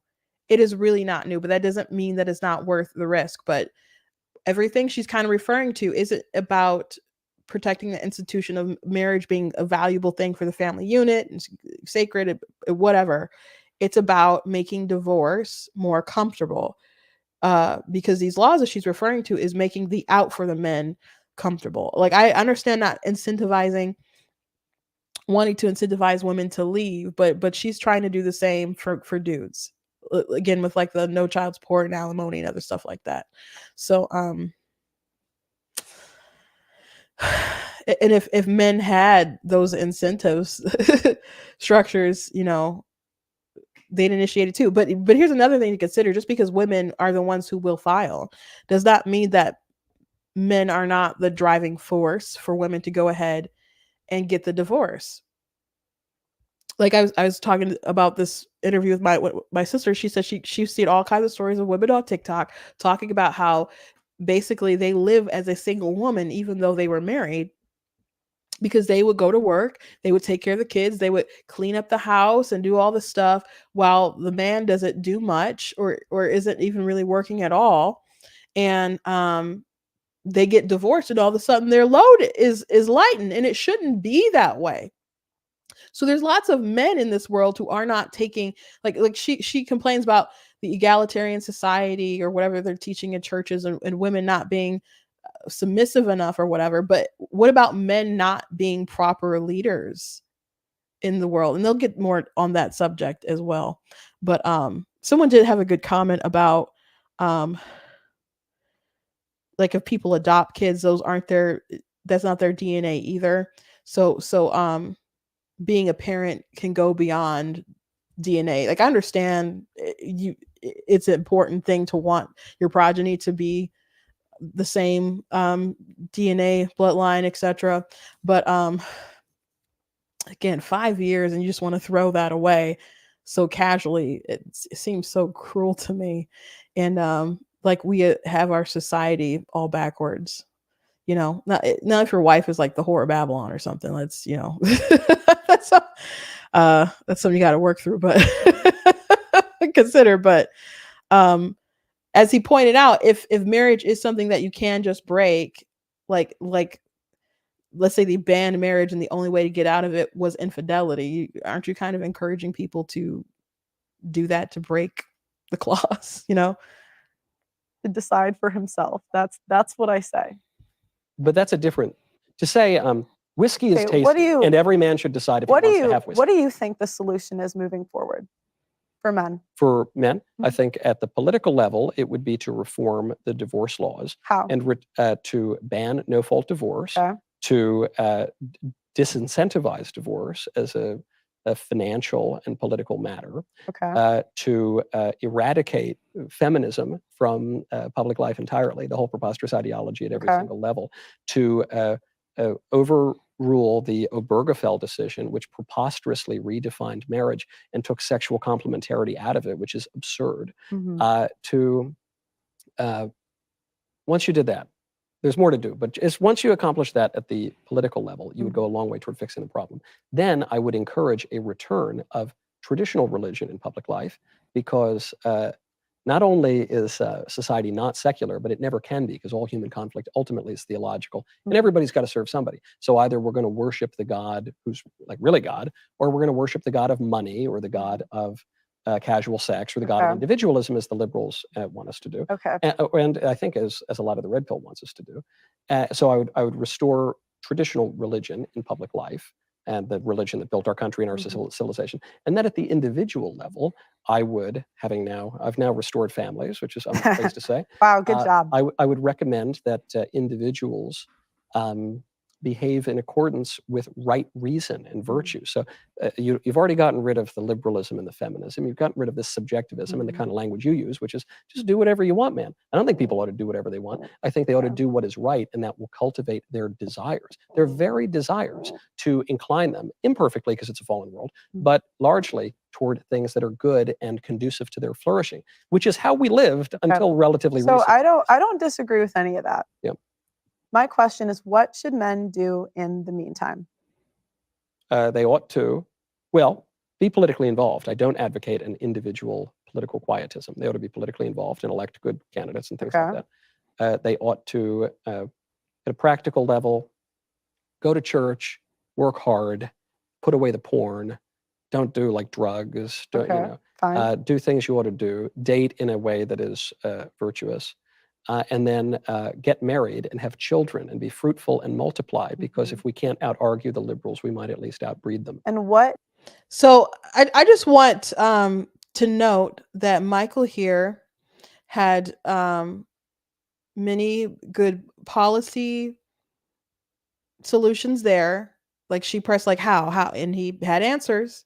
He talked about politically social things and what you should do as an individual for the betterment of society, for yourself, for family, etc.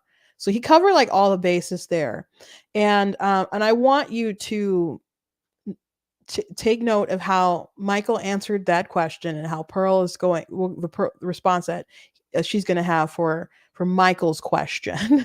I just want to note the quality of the conversation is quite different between the two of them. Okay. What do they do if women don't want to get on their program? Pearl, I guess you have a dimmer view of men than I do.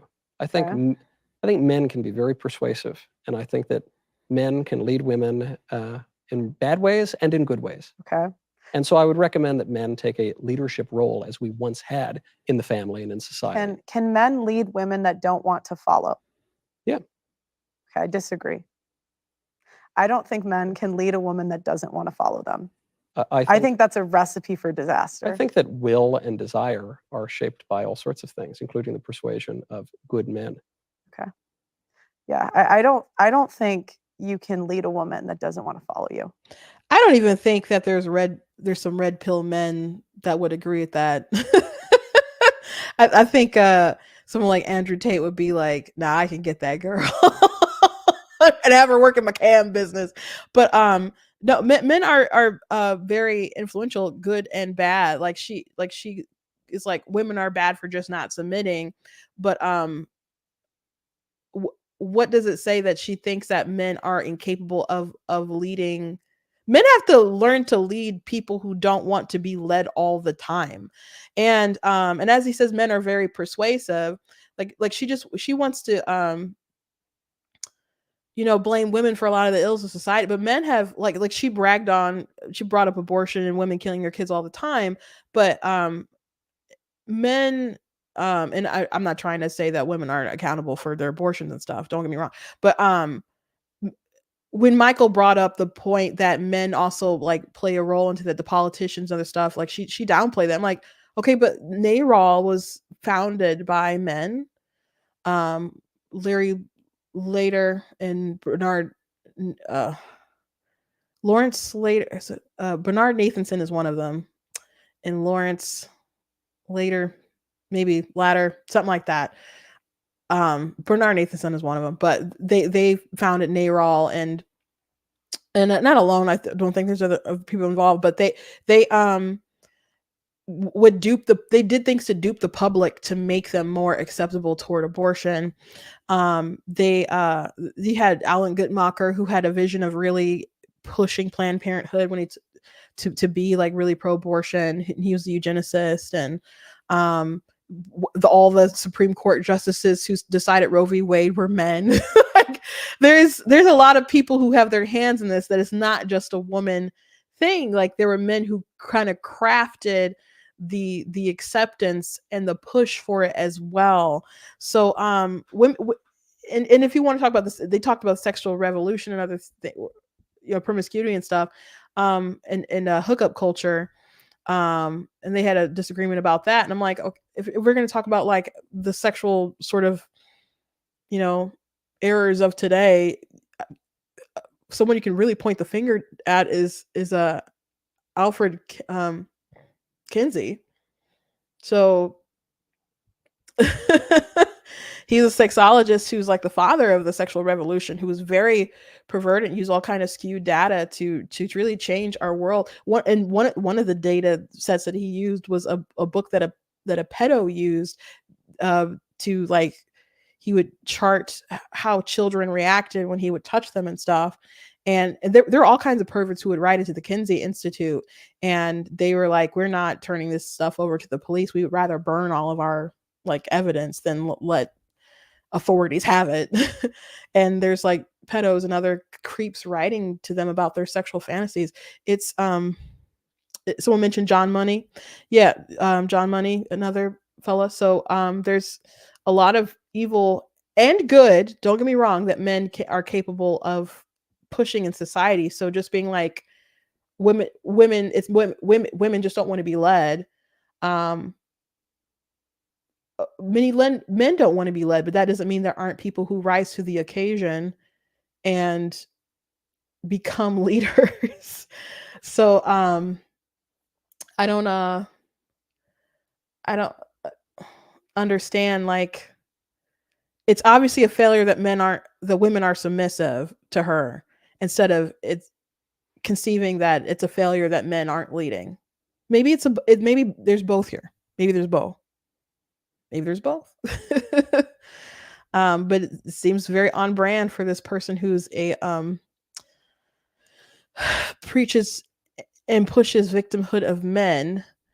But we're very soon about to get to the point where you just kind of see the caliber of this conversation that I was alluding to. So I think that's a recipe for disaster, personally.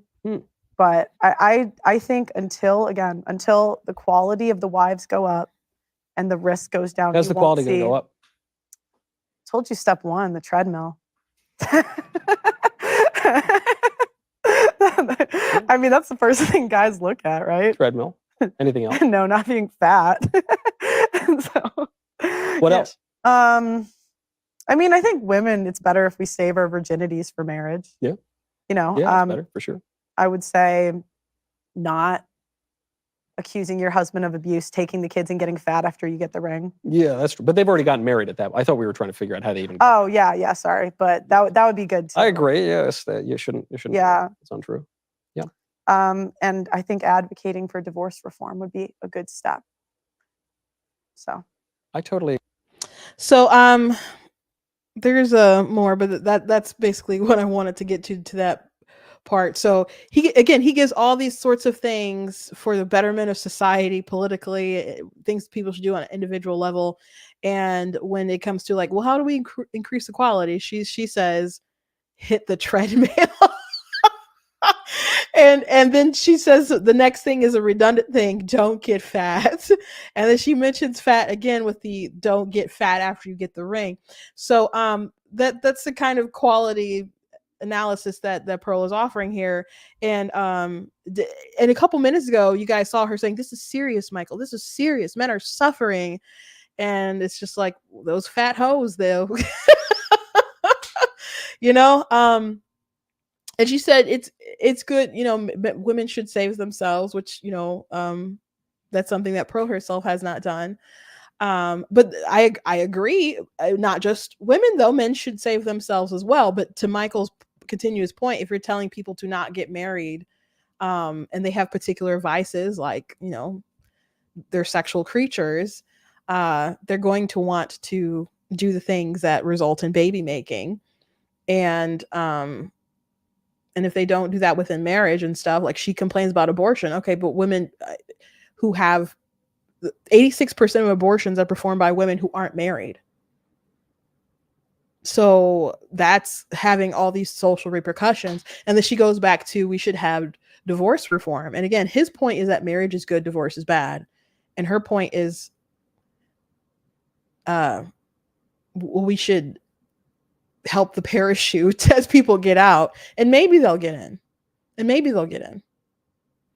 if women aren't fat. So I know talking about this opens up the risk of people pointing out the obvious, that I am a hefty gal myself. I don't take those comments as she's saying personal or whatever, but I just again, there's no focus on any sort of nurturing qualities of women to make them good partners. You know, is she going to be cooperative and nurturing and kind and, you know, gonna be a good mother to children? Can she cook? Can she clean? You know, people don't know how to cook nowadays and stuff. So there's what are your priorities? Like, do you have the same belief system, like, to the core? Like, how are you gonna, there's so many things to interview and talk about when you're vetting someone before you get married. And how you date makes a big deal too. Where'd you find the person? You know, where'd you find the girl? Like, did you I don't know, bumped her having coffee, or did you meet her past nearly blackout drunk at a bar? Like, you know, how are you pursuing the woman? There's so many things to consider, which they don't play down. but to pretend like she isn't encouraging people to not really be married is silly. Again, she doesn't want to tell men what to do. And you heard her say that several times. But you did also hear her say several things about what women should do. So you can't tell men what to do, but you can tell women what to do. So yeah, that was some examples of the quality of their conversation. I don't consider Pearl to be very. I don't consider her to be conservative. And I know she likes people from the Daily Wire and watching them led her to voting Republican and etc. And I hope that she still does. And I don't want to like, kick her totally off the boat or something like that. But I just want her to steer in a different direction and kind of see the error of her ways ideologically, because I think that the sorts of things that she's suggesting will lead to solidifying the negativity of our culture rather than curing it. So and she'll mock like, what if conservatives conserved all these years? I'm not saying that they shouldn't do a better job, but we should just stop trying to tell civilization to be better.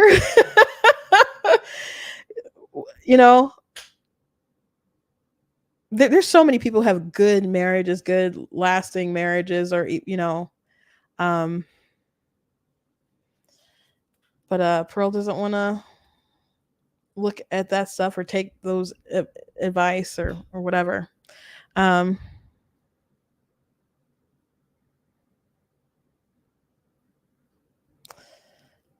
Just looking at some of the comments a little bit. Thank you. Pleasantly plump. I am, if that's the case, I'm quite pleasant. Yeah. So, it's kind of interesting to me on a side note how many people, when they have some kind of criticism for me, the number one thing is that I have a gap, and that is so not anything that I care about. And it's always amazing that people rarely will mention my weight at all. Like, I guess I'm ready for it or whatever, but hardly ever in all this time of doing streams and whatnot, barely a word about it. I mean, there've been comments, but usually the thing people talk about is my gap. And again, I don't know who hurt you as a child with a gap to make so many people angry about having one or thinking that it should be such an insult, but I don't care. Like I look at many people that I love, and they have the same gap.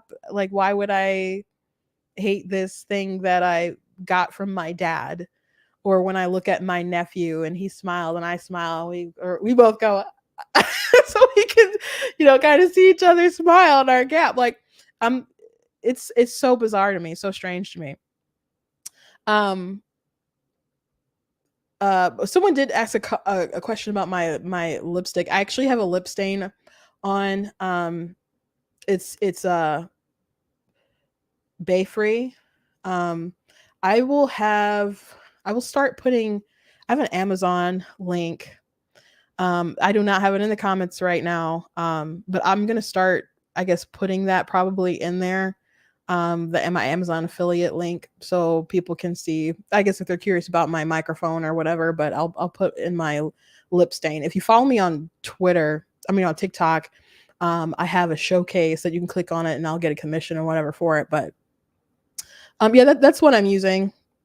That's what I'm using. I like it. It dries super fast. It's a little hard to get off sometimes, but you just got to scrub kind of hard. But or you can use like baby oil or something, or wipes or whatever to get off. But I've used it consistently now for a couple weeks, if you're curious about what I put on my lips, because the last time I used regular lipstick, I did have like lipstick on my teeth, and I don't know for how long. When I was in the stream. So I'm like, I'm not going to have this problem if I use the lip stain. So I have been using the lip stain. So just a little tidbit there. Yeah. So I will probably go back and edit this video and put the Amazon affiliate link in there. So if you want to check back later, so you can know where to find it. Side note, if you do click on an Amazon affiliate link, I think if you purchase something on Amazon within like, I don't know the time limit, but that's a commission that will hit me as well. So, anyway, that's the show for today. 2 hours long. Did not mean to go that long, but I hope you guys enjoyed the show. I had fun today. I couldn't wait to talk about these, and I had other things that I had in mind that I wanted to talk about, but these things were so juicy they kind of just took, came out in the forefront. I definitely couldn't have squeezed in another topic. Anyway, please go to blacktnews.com, check out different content on my website, articles, video, etc. I did write a whole article about the Pearl situation on there if you guys want to read that or share that. It is kind of long. It's like almost 2,000 words, if not. But so that's on the longer side. I usually try to keep it like around 1,000 or whatever. But I had lots of thoughts that I shared on there. And I'm writing one about the first topic that we talked about as well. But go ahead and share that stuff. Drop your email on the website. Check out different merch that we have at the store, like this cool "I'm Not the Victim That You're Looking For" t-shirt and other things that you guys can get. I have these goat hoodies that you guys can check out. I do have them in different colors and all kinds of stuff. I have this "Denounce White Supremacy, Defeat Joe Biden" shirt with a list of some racist stuff that he said on the back. I do also have that in long sleeve. I do actually have the long sleeve one. It's pretty soft, pretty comfortable. And I do personally write books myself. I have 17 books that are published. 2 are nonfiction. The rest are fiction. If you go to Black Teen News, there's a link that'll, there's a banner on the merchandise page that'll take you to my book website.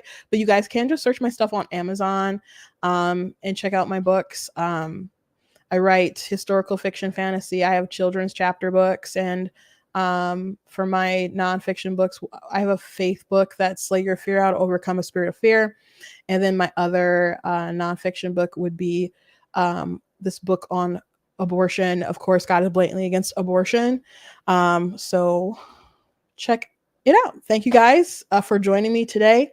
And I had a lot of fun. And I'll see you guys next time. Why don't I put them on a shelf behind me? I'd have to kind of rework I gotta rework behind me anyway, so it's more visually appealing to you guys anyway. It's probably so boring to watch me with this background. I'll figure something out. That's a good suggestion. I'll figure something out. Thank you guys, and see you tomorrow.